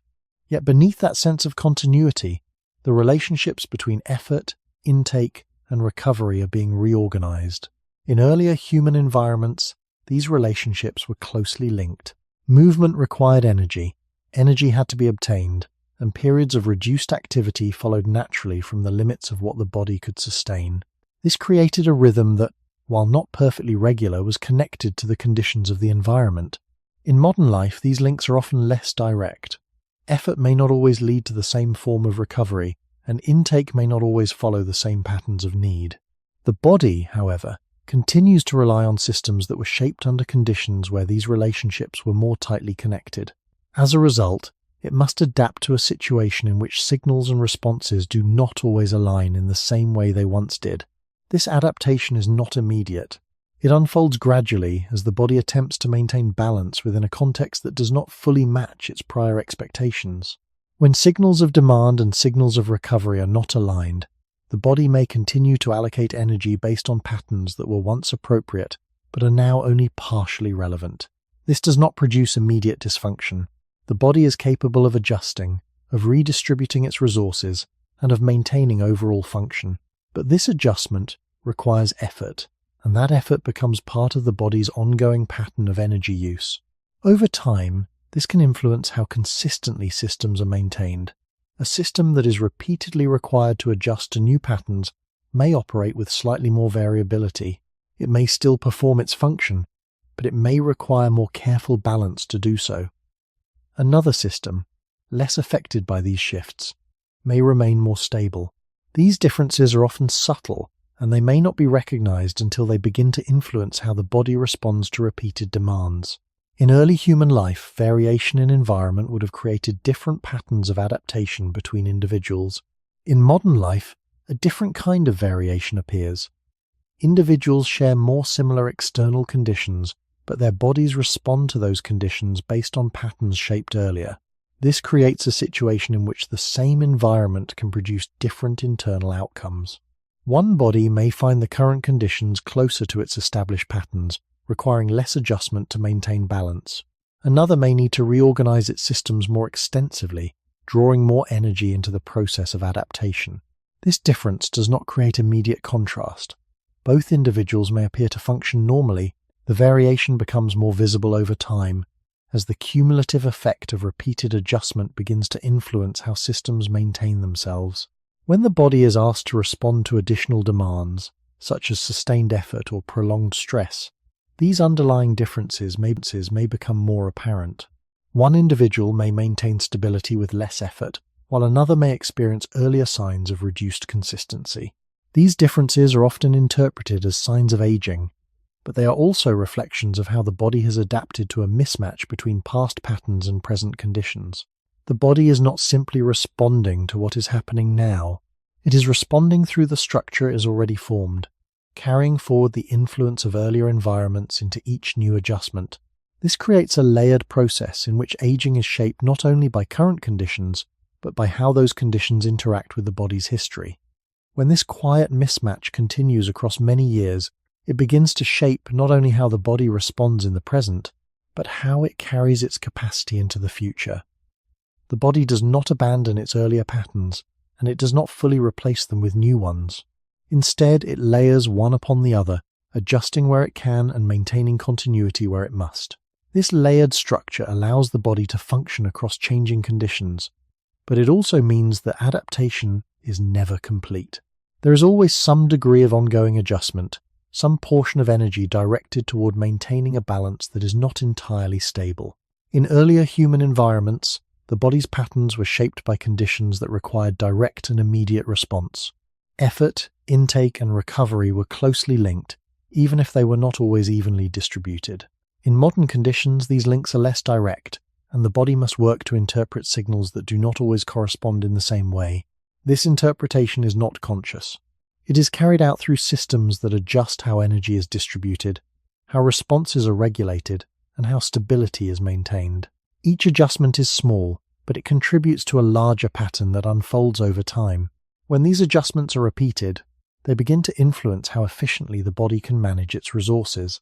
A system that must continually reorganize itself may require more energy to maintain function, leaving less available for slower processes of repair and stabilization. Another system, less affected by these shifts, may continue to operate with greater consistency.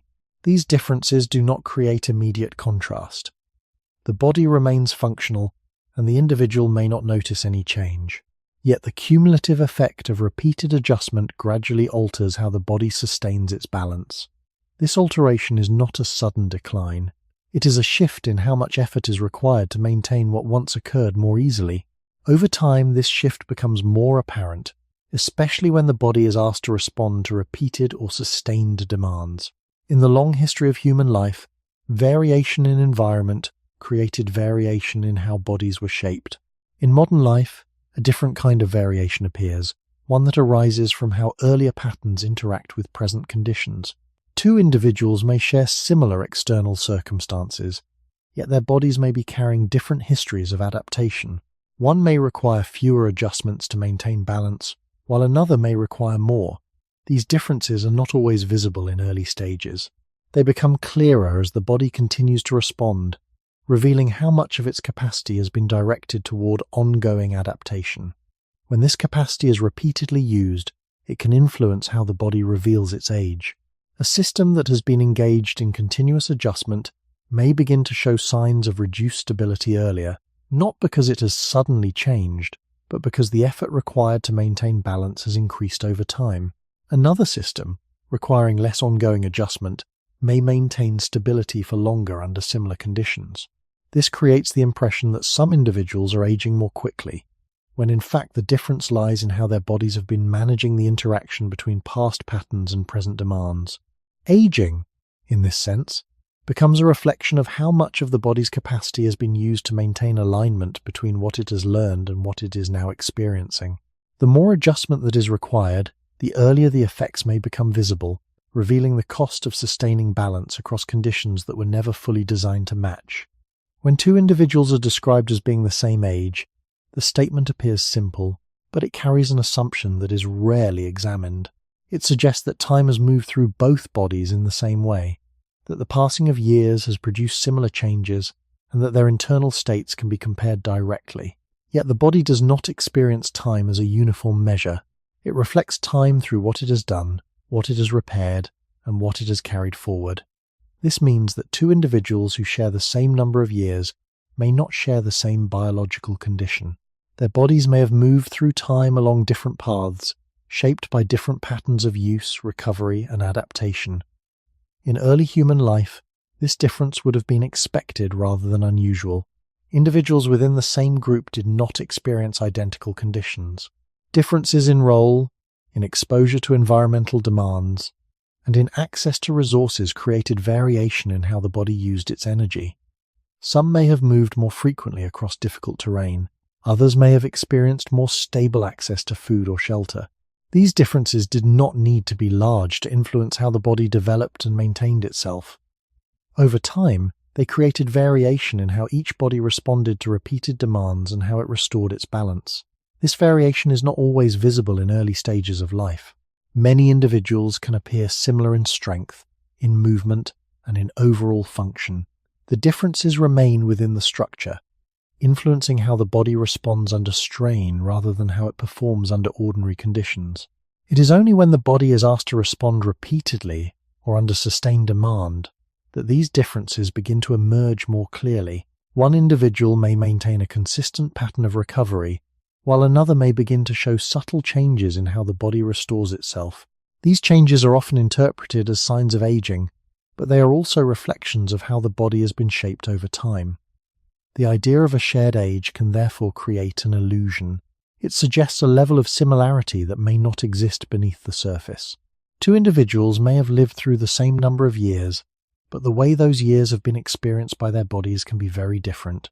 One body may have carried a heavier pattern of demand, requiring more frequent adjustment and repair. Another may have experienced slightly more stable conditions, allowing for more consistent maintenance. These differences accumulate, influencing how the body reveals its age. In modern life, this illusion can become even more pronounced. Individuals may share similar external conditions, such as living in the same environment or following similar routines, yet their bodies may still carry different histories of adaptation. The same present-day conditions do not erase what has been established earlier. Instead, they interact with it, producing variation in how the body responds. This means that the appearance of being the same age does not guarantee a similar state of biological stability.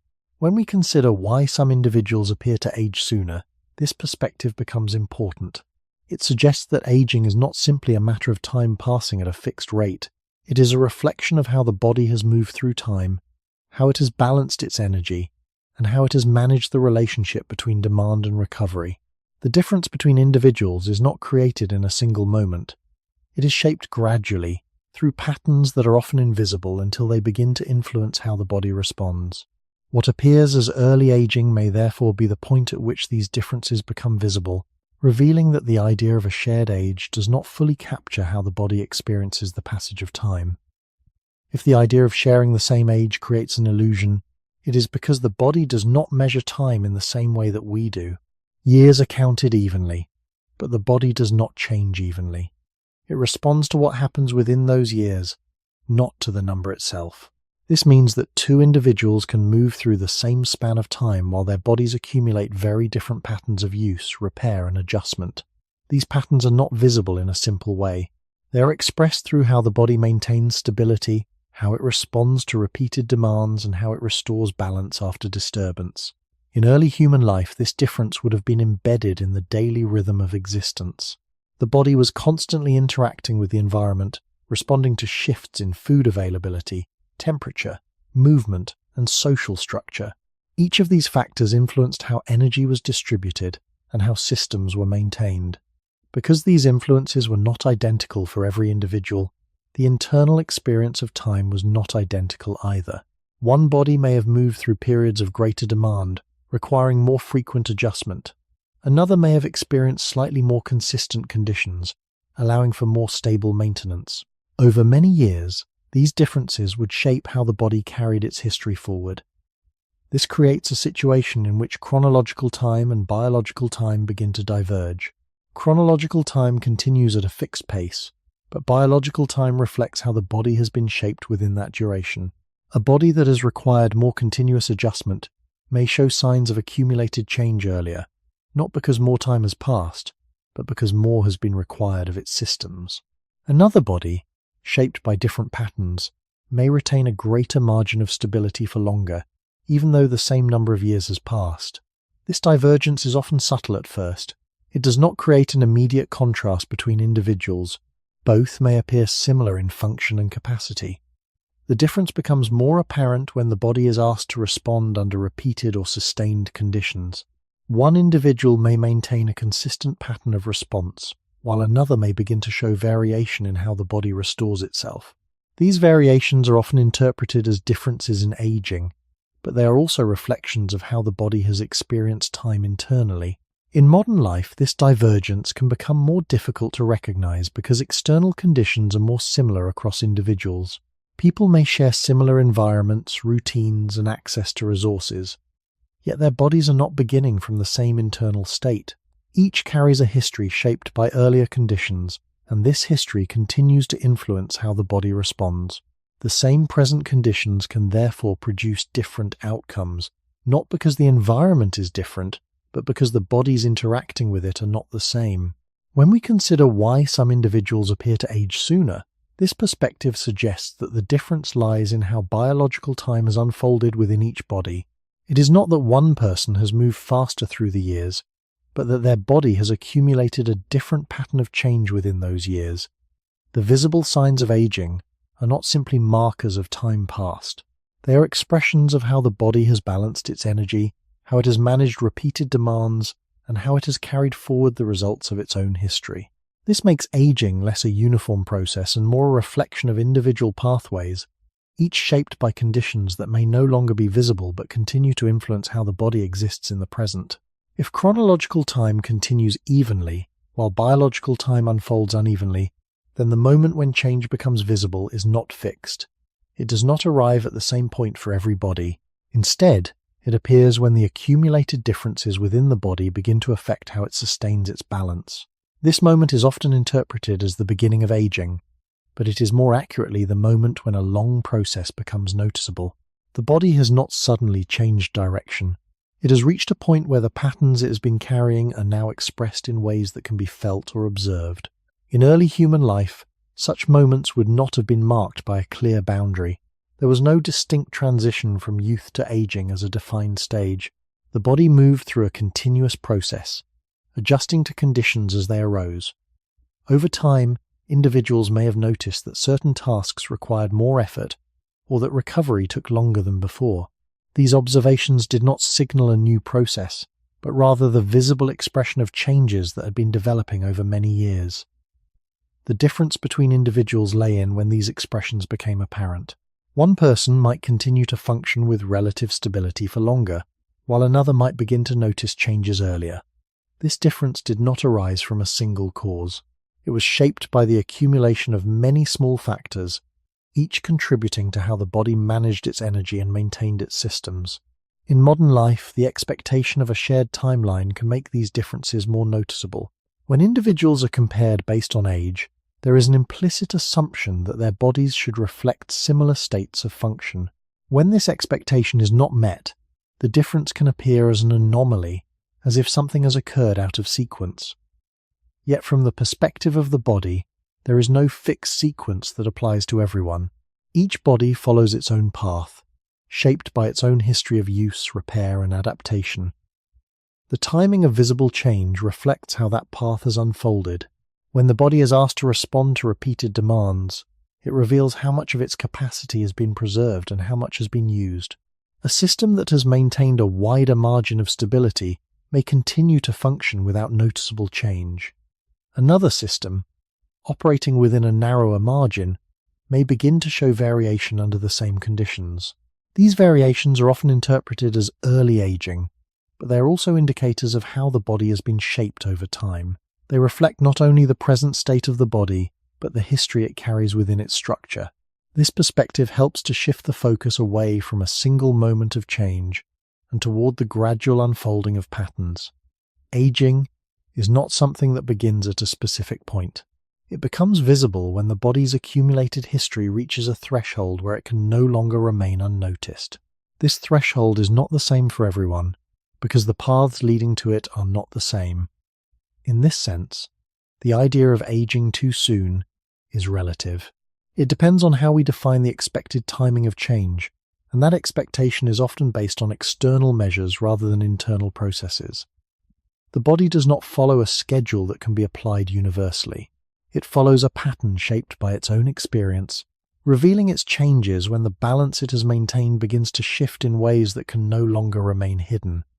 If the body reveals its age only when accumulated changes become visible, then what we call aging can be understood as a record rather than an event. It is not a sudden transformation, but a gradual inscription of lived conditions into the structure of the body. Each moment of effort, each period of recovery, each exposure to the environment leaves a trace, even if that trace is too small to notice on its own.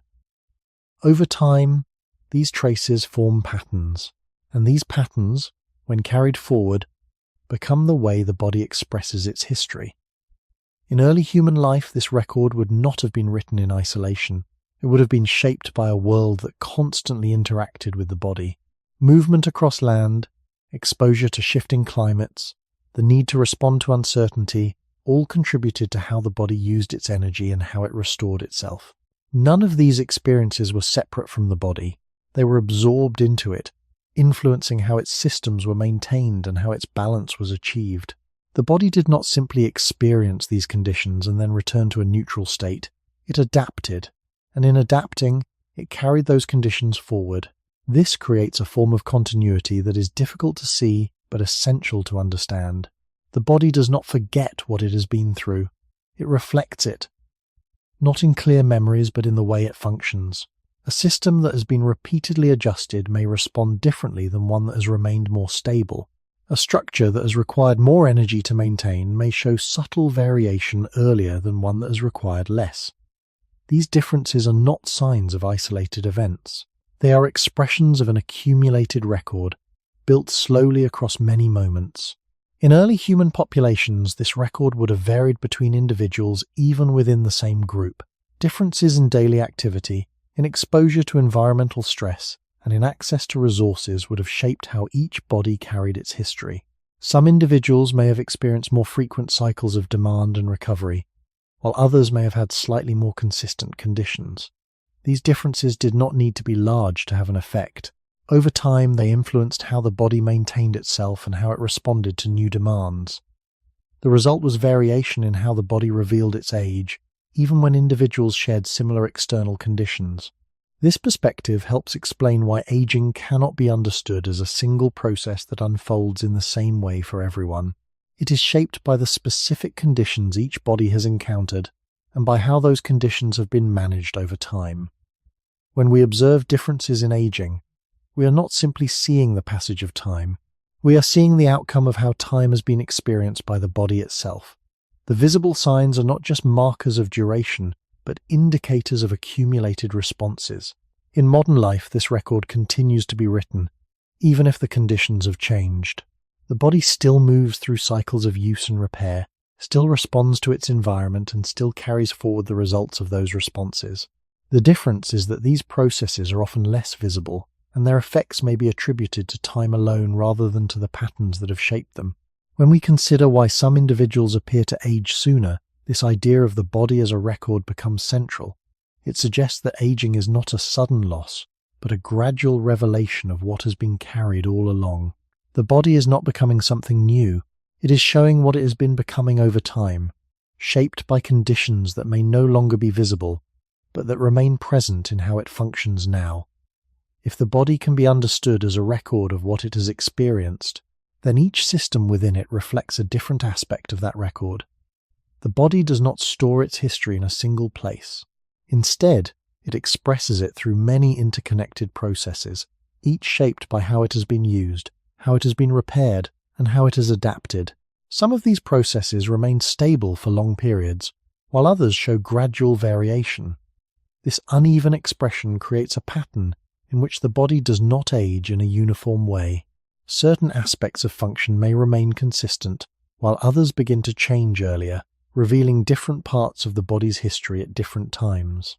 In early human life, this uneven pattern would have been closely tied to how different systems were engaged. Movement, for example, would have been a constant requirement, shaping muscles, joints, and coordination through repeated use. At the same time, internal systems responsible for maintaining balance and repair would have operated in the background, adjusting to the demands placed upon them. These systems did not receive identical levels of support. Some were engaged directly and repeatedly, while others were maintained indirectly, depending on how energy was distributed. Over time, this created variation in how each system carried its own history forward. The body did not age as a single unit. It aged as a collection of systems, each reflecting its own pattern of use and maintenance. This helps explain why changes in the body do not always appear all at once. A person may notice differences in one aspect of function while others remain unchanged. These differences are not random. They reflect the way each system has been shaped by its own sequence of demands and responses. A system that has been repeatedly used and restored may begin to show signs of variation earlier, while another system, less directly engaged, may retain stability for longer. These patterns are often interpreted as isolated changes, but they are part of a broader structure that reflects the body's accumulated history. In early human populations, such variation would have been expected. Individuals did not experience identical patterns of use across all systems. Differences in daily activity, in exposure to environmental conditions, and in the distribution of effort created diversity in how each system developed and maintained itself. The body incorporated these differences, not by separating them, but by integrating them into its overall function. Each system continued to operate within the context of the whole, but it carried its own history within that context. When we consider aging from this perspective, it becomes clear that the body is not simply progressing along a single path. It is revealing multiple pathways at once, each corresponding to a different aspect of its history. This creates a layered expression of aging, where some changes appear earlier and others later, depending on how each system has been shaped. The idea of aging too soon can therefore be understood as the earlier visibility of certain parts of this record, rather than a complete shift in the body as a whole. In modern life, this layered pattern continues to unfold, even if it is not always recognized. The body still carries the imprint of how its systems have been used and maintained, and these imprints continue to influence how each system responds over time. When differences in aging become visible, they often reflect the point at which one or more systems begin to show the effects of their accumulated history. These effects are not separate from the body's overall function. They are part of it, revealing how the body has balanced its energy and managed its limits across many moments that have passed without clear distinction. When the body carries multiple layers of history across its different systems, the moment when aging becomes visible is not a single event, but a gradual alignment of these layers. At first, the differences between systems remain subtle. One part of the body may begin to show small variations, while others continue to maintain a familiar level of function. These early differences are often overlooked because they do not disrupt the overall sense of stability. The body continues to operate, and daily life proceeds without clear interruption. Over time, however, these variations begin to overlap. What was once isolated to a single system starts to influence others, not directly but through the shared balance that connects them. This is when the body's internal record begins to express itself more clearly. In early human life, this overlapping of patterns would have unfolded without a clear boundary. There was no defined point at which multiple systems were expected to change at the same time. Instead, individuals would have noticed gradual shifts in how different aspects of the body responded. Movement might require more careful effort, recovery might take longer, or consistency in daily function might begin to vary. These changes were not separate events. They were connected through the underlying structure of the body, reflecting how different systems had been shaped over time. Each system carried its own history, but those histories were not independent. They interacted through the body's overall balance, influencing one another in subtle ways. When one system required more support, it drew from the same limited pool of energy that supported others. This meant that changes in one area could gradually affect how other systems were maintained. Over long periods, this interaction created a convergence of patterns, where multiple systems began to show the effects of their accumulated histories. This convergence is often what gives aging its recognizable form. It is not the beginning of the process, but the point at which several ongoing processes become visible together. The body is not changing all at once. It is revealing what has been developing in parallel across different systems. In early human populations, this convergence would have varied between individuals depending on how their systems had been shaped. Some may have experienced patterns that remained more evenly distributed, allowing different systems to maintain balance for longer. Others may have carried patterns that led to earlier convergence, where multiple systems began to show variation within a shorter span of time. These differences did not arise from a single cause. They were the result of many small influences, each shaping how a particular system was used and maintained.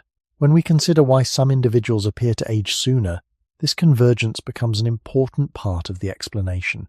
It suggests that aging is not simply the result of one system reaching its limits, but of several systems reaching a point where their combined variation becomes noticeable. The timing of this convergence depends on how each system has been shaped and on how their patterns interact over time. This creates a range of possible outcomes where the visible expression of aging can appear earlier or later depending on the alignment of these internal histories. In this sense, the body does not age in a single direction. It reveals a network of processes that have been unfolding together, each contributing to a larger pattern that becomes visible when enough of them begin to overlap. The appearance of aging is therefore not a sudden transformation, but a moment of recognition, when the body's accumulated history becomes too interconnected to remain hidden, when the patterns carried by the body begin to align and become visible across multiple systems. The question of why some individuals appear to age sooner can be approached more clearly. It is not the result of a single cause, nor does it emerge from one moment of change. Instead, it reflects the way many influences have come together over time. Each influence, on its own, may seem small, but when they overlap, they begin to shape how the body maintains its balance, and how early that balance begins to shift. This convergence does not follow a fixed rule. It varies between individuals, depending on how their bodies have been shaped by earlier conditions. In early human life, these influences would have included differences in energy use, in exposure to environmental demands, in patterns of recovery, and in the frequency of stress responses. None of these factors acted in isolation. They interacted, reinforcing or offsetting one another in ways that were not always predictable. A body that experienced greater early demand may also have had fewer opportunities for complete recovery. Another may have encountered conditions that allowed for more consistent balance. These differences did not create immediate contrast, but over time they contributed to how each system developed and how it interacted with others. As these systems continue to operate, the interactions between them become more significant.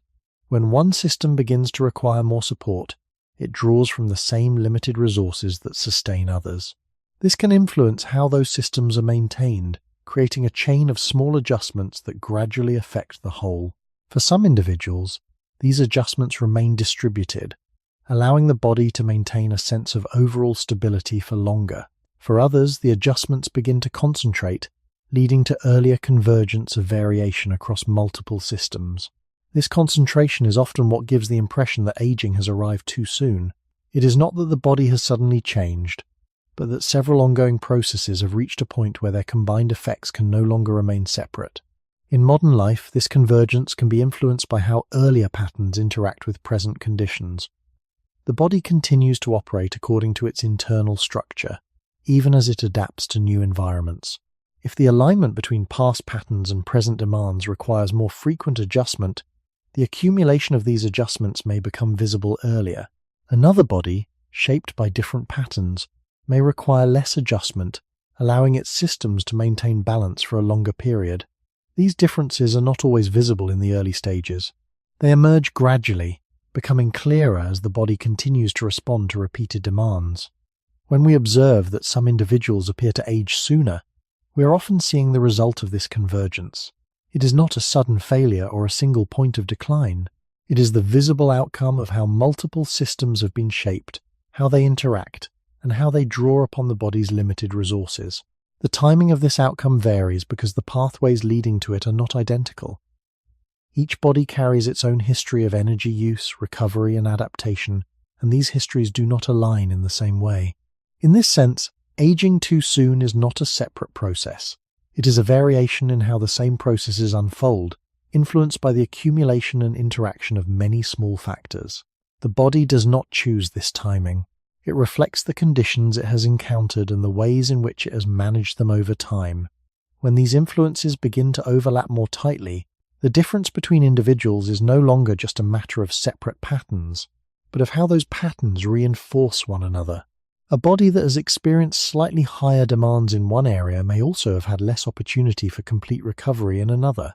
A pattern of repeated adjustment in response to stress may coincide with a pattern of uneven energy distribution. Each of these on its own may remain within a range that the body can manage without visible consequence. But when they occur together, they begin to interact, narrowing the range within which the body can maintain stability. This interaction is gradual, and it often remains unnoticed until it reaches a point where the body's responses begin to change in a more consistent way.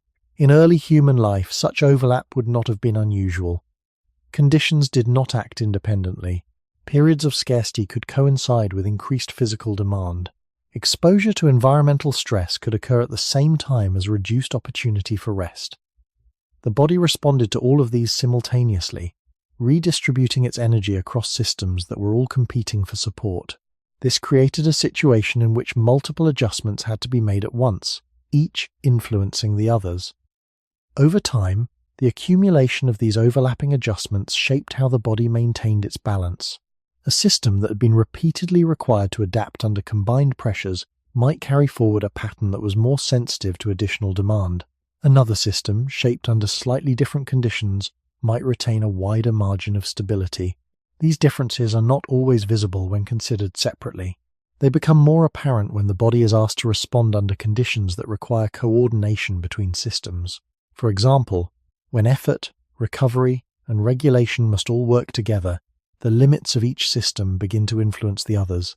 If one system requires more support, it draws from the same resources that sustain the rest, creating a chain of adjustments that can affect the overall balance. This is where the convergence described earlier becomes more pronounced.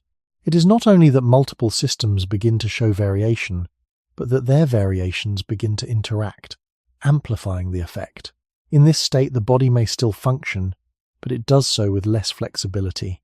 The range within which it can maintain stability becomes narrower, and small additional demands can lead to more noticeable changes. This is often the point at which aging appears to accelerate, not because the underlying processes have changed, but because their combined effects have become more difficult to absorb.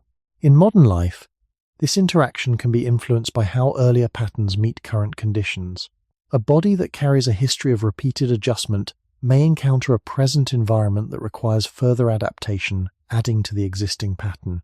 Another body, shaped by different conditions, may require fewer adjustments in the same environment. These differences influence how quickly the combined effects become visible.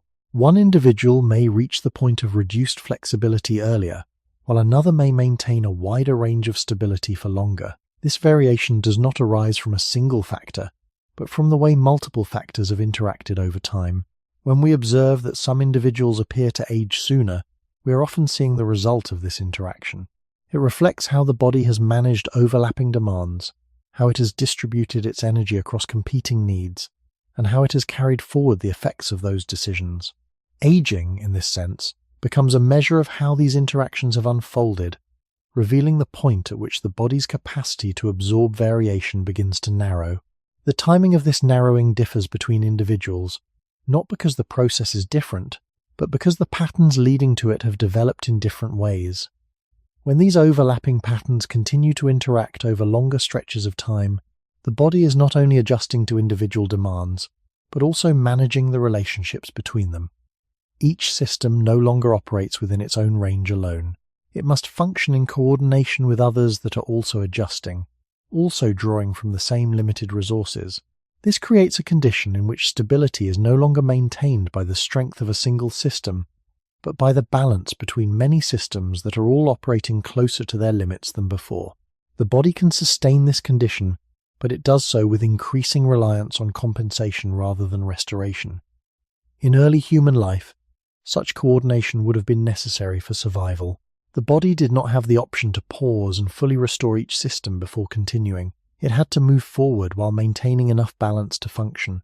This meant that multiple systems were often active at once, each responding to its own demands while also adjusting to the state of the others. Over time, this created a structure in which the body became skilled at maintaining continuity under imperfect conditions. But this skill came with a cost. It required the body to accept partial restoration as sufficient, to continue operating even when not all systems had returned to their prior state. This approach allowed survival in uncertain environments, but it also meant that small variations were carried forward and layered upon one another. As these layers accumulate, the body becomes increasingly dependent on how well these systems can remain coordinated. If one system begins to require more support, it influences how others are maintained. The redistribution of energy becomes more complex, and the margin for error becomes smaller. A system that once had flexibility may now depend more heavily on precise balance. This does not immediately create failure, but it increases the sensitivity of the entire structure. Small changes that would previously have been absorbed without noticeable effect may now lead to visible variation. This is often the stage at which aging appears to move more quickly. It is not that the body has suddenly declined, but that its ability to distribute and absorb variation across systems has become more limited. In modern life, this condition can emerge earlier for some individuals because the interaction between past patterns and present demands requires ongoing coordination. A body that has already been shaped by repeated overlapping adjustments may encounter conditions that continue to challenge that coordination. Each new adjustment adds to the existing pattern, increasing the complexity of maintaining balance. Another body, shaped by slightly different conditions, may not require the same level of coordination, allowing its systems to remain more independent and more stable for longer. These differences influence how early the body reaches the point where coordination becomes a limiting factor. When we observe that some individuals appear to age too soon, we are often seeing the effects of this increasing dependence on coordination. The body is still functioning, but it is doing so within a narrower range of stability, where the interaction between systems becomes more critical. Aging, in this sense, is not simply the result of accumulated change, but the point at which the body's ability to coordinate that change begins to weaken. The earlier this point is reached, the earlier the visible signs appear, not because the body has aged faster in time, but because the balance it must maintain has become more difficult to sustain across the systems that carry its history forward. If aging is the moment when accumulated patterns become visible, and if those patterns arise from how the body has balanced demand, recovery, and adaptation over time, then the question of aging too soon begins to change its meaning. It is no longer a question of why time has moved differently for some individuals. It becomes a question of how the body has carried its history, and how that history has shaped the point at which balance becomes difficult to maintain. The body does not move toward aging as a fixed destination. It moves through a continuous process of adjustment, and what we recognize as aging is simply the stage at which those adjustments can no longer remain hidden. In early human life, this process would have unfolded without clear boundaries or expectations. There was no defined age at which change was supposed to appear. The body responded to its environment, to its use, and to its capacity for recovery, and it revealed its state gradually. Some individuals may have shown signs of change earlier, while others maintained stability for longer. These differences were not anomalies. They were part of the natural variation that arises when bodies are shaped by different patterns of experience. Each body followed its own path, and the timing of visible change reflected that path rather than a universal schedule. In modern life, the idea of a shared timeline can make these differences feel more significant. When individuals compare themselves to others of the same age, the expectation of similarity can make variation appear as a deviation. Yet the body does not follow this comparison. It continues to operate according to its own structure, shaped by its own history of use and repair. The visible signs of aging are not judgments or failures. They are expressions of how the body has managed its limits over time. When those limits are reached earlier, the signs appear earlier. When they are maintained for longer, the signs appear later. This does not imply control or predictability. It reflects the complexity of how the body responds to its conditions. Each system within the body contributes to this process, carrying its own history and interacting with others. The timing of aging emerges from the interaction of these systems, from how they have been used, how they have been restored, and how they have adapted to changing conditions. There is no single factor that determines this timing. It is the result of many influences, each small, each often unnoticed, but together forming the pattern that the body reveals. When we return to the question of why some humans age too soon, the answer does not lie in a single cause or a single moment. It lies in the accumulation of lived conditions, in the way the body has balanced its resources, and in how it has carried forward the results of that balance. Aging too soon is not a separate process. It is the earlier expression of the same process that all bodies undergo, shaped by the specific path each one has followed. This understanding does not provide a simple conclusion or a fixed explanation. Instead, it offers a different way of seeing the body, not as something that changes suddenly, but as something that reveals its history gradually. And if that is the case, then perhaps the question is not only why some humans age too soon, but how each body has come to carry the time it has lived in a way that can only be understood when it finally begins to show. If the body reveals its age by showing the history it has carried, then the meaning of that history is not only biological, it is also human. The body is not a machine that simply wears down according to a fixed rule. It is a living record of adaptation, of survival, of repeated effort under conditions that were never fully stable. In that sense, what appears as aging is also evidence of continuity. The body has endured enough to accumulate these marks. It has continued through hunger, strain, recovery, change, and uncertainty, and it carries those experiences forward not as stories, but as structure. This does not make aging gentle, and it does not remove the sense of unfairness when it appears earlier in some people than in others. But it does place aging within a wider frame. It becomes part of the same long human process that allowed bodies to persist across difficult worlds. In early human life, survival did not depend on preserving the body in a perfect state. It depended on keeping the body functional enough to continue. This is an important distinction. The body was not shaped to remain untouched by time, but to remain responsive within time. It had to move, adapt, recover, and continue, even when conditions were incomplete, uncertain, or demanding. That long history is still present in how the body operates now. It still balances immediate need against long-term maintenance. It still works through trade-offs. It still absorbs small costs in order to preserve continuity. When we see early signs of aging, we're often tempted to think of them only as decline, as if the body has failed to remain what it once was. Yet from another angle, these signs can also be understood as the visible edge of the work the body has already done. They are not only losses, they are traces of sustained effort. This perspective does not deny the reality of weakening or change. It simply reminds us that change has not appeared without context. It has emerged from a long sequence of adjustments that allowed life to continue. Some bodies carry heavier visible traces sooner, others carry them later. But all are shaped by the same basic truth. The body remains alive not by escaping limits, but by negotiating with them. In modern life, it is easy to forget this. The body is often judged against images of steadiness, sameness, and control. We compare people of the same age as if their bodies should present the same results. We imagine that time alone should explain what we see. But the body does not live inside time in such a simple way. It lives inside conditions. It responds to what it has met, what it has lacked, what it has repeated, and what it has been able to restore. That is why aging does not appear equally, and why the question of fairness remains so difficult. The body is not answering to a universal schedule. It is answering to the path it has taken.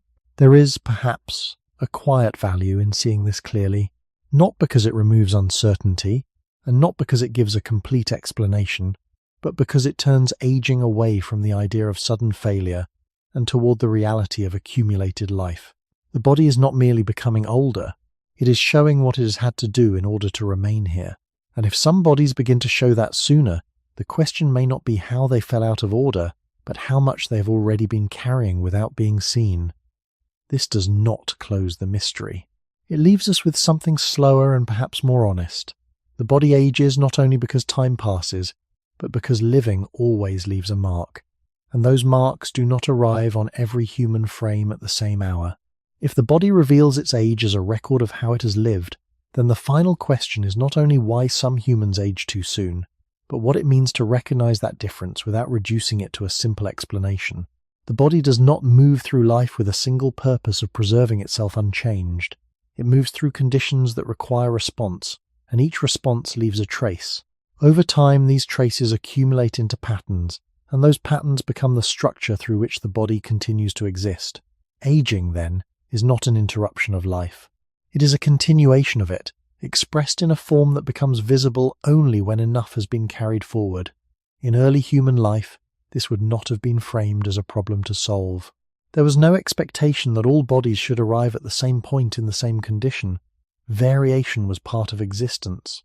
Some individuals would have shown signs of change earlier, others later, and these differences would have been understood as part of how life unfolded under uncertain conditions.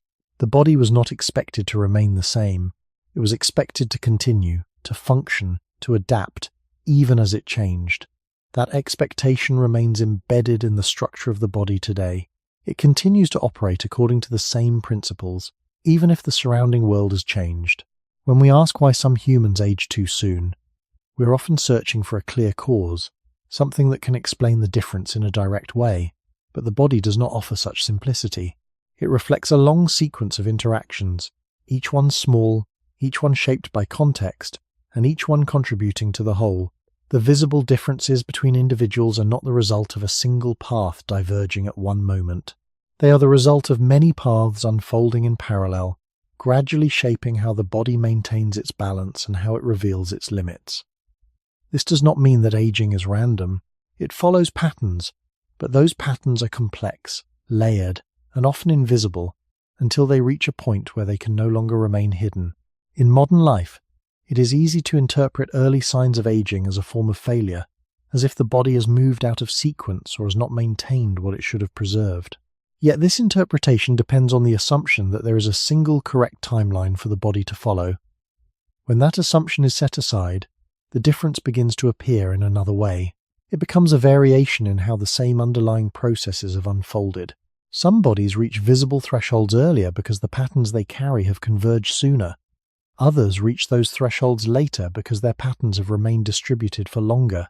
Neither path exists outside the process of living. Both are expressions of it.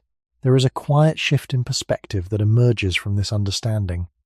The body is no longer seen as something that has simply declined earlier or later than expected. It is seen as something that has moved through its own sequence of conditions, carrying forward the results of each adjustment it has made. The visible signs of aging are not isolated events. They are the surface of a much deeper continuity, one that has been forming long before it can be observed. This does not remove uncertainty, and it does not provide a fixed answer. Instead, it invites a slower way of looking, one that follows the body not as it appears at a single moment, but as it has been shaped across many moments that have already passed. When the body begins to show its age, it is not beginning a new story. It is revealing one that has been unfolding all along. And if some bodies reveal that story sooner, it may not be because they have moved too quickly, but because the patterns they carry have reached a point where they can no longer remain beneath the surface. The question then remains, not as something to be solved, but as something to rest with. If aging is the visible form of a life already lived within the body, how much of what we see is not the beginning of decline, but the quiet evidence of everything that has already taken place, long before it was ever noticed?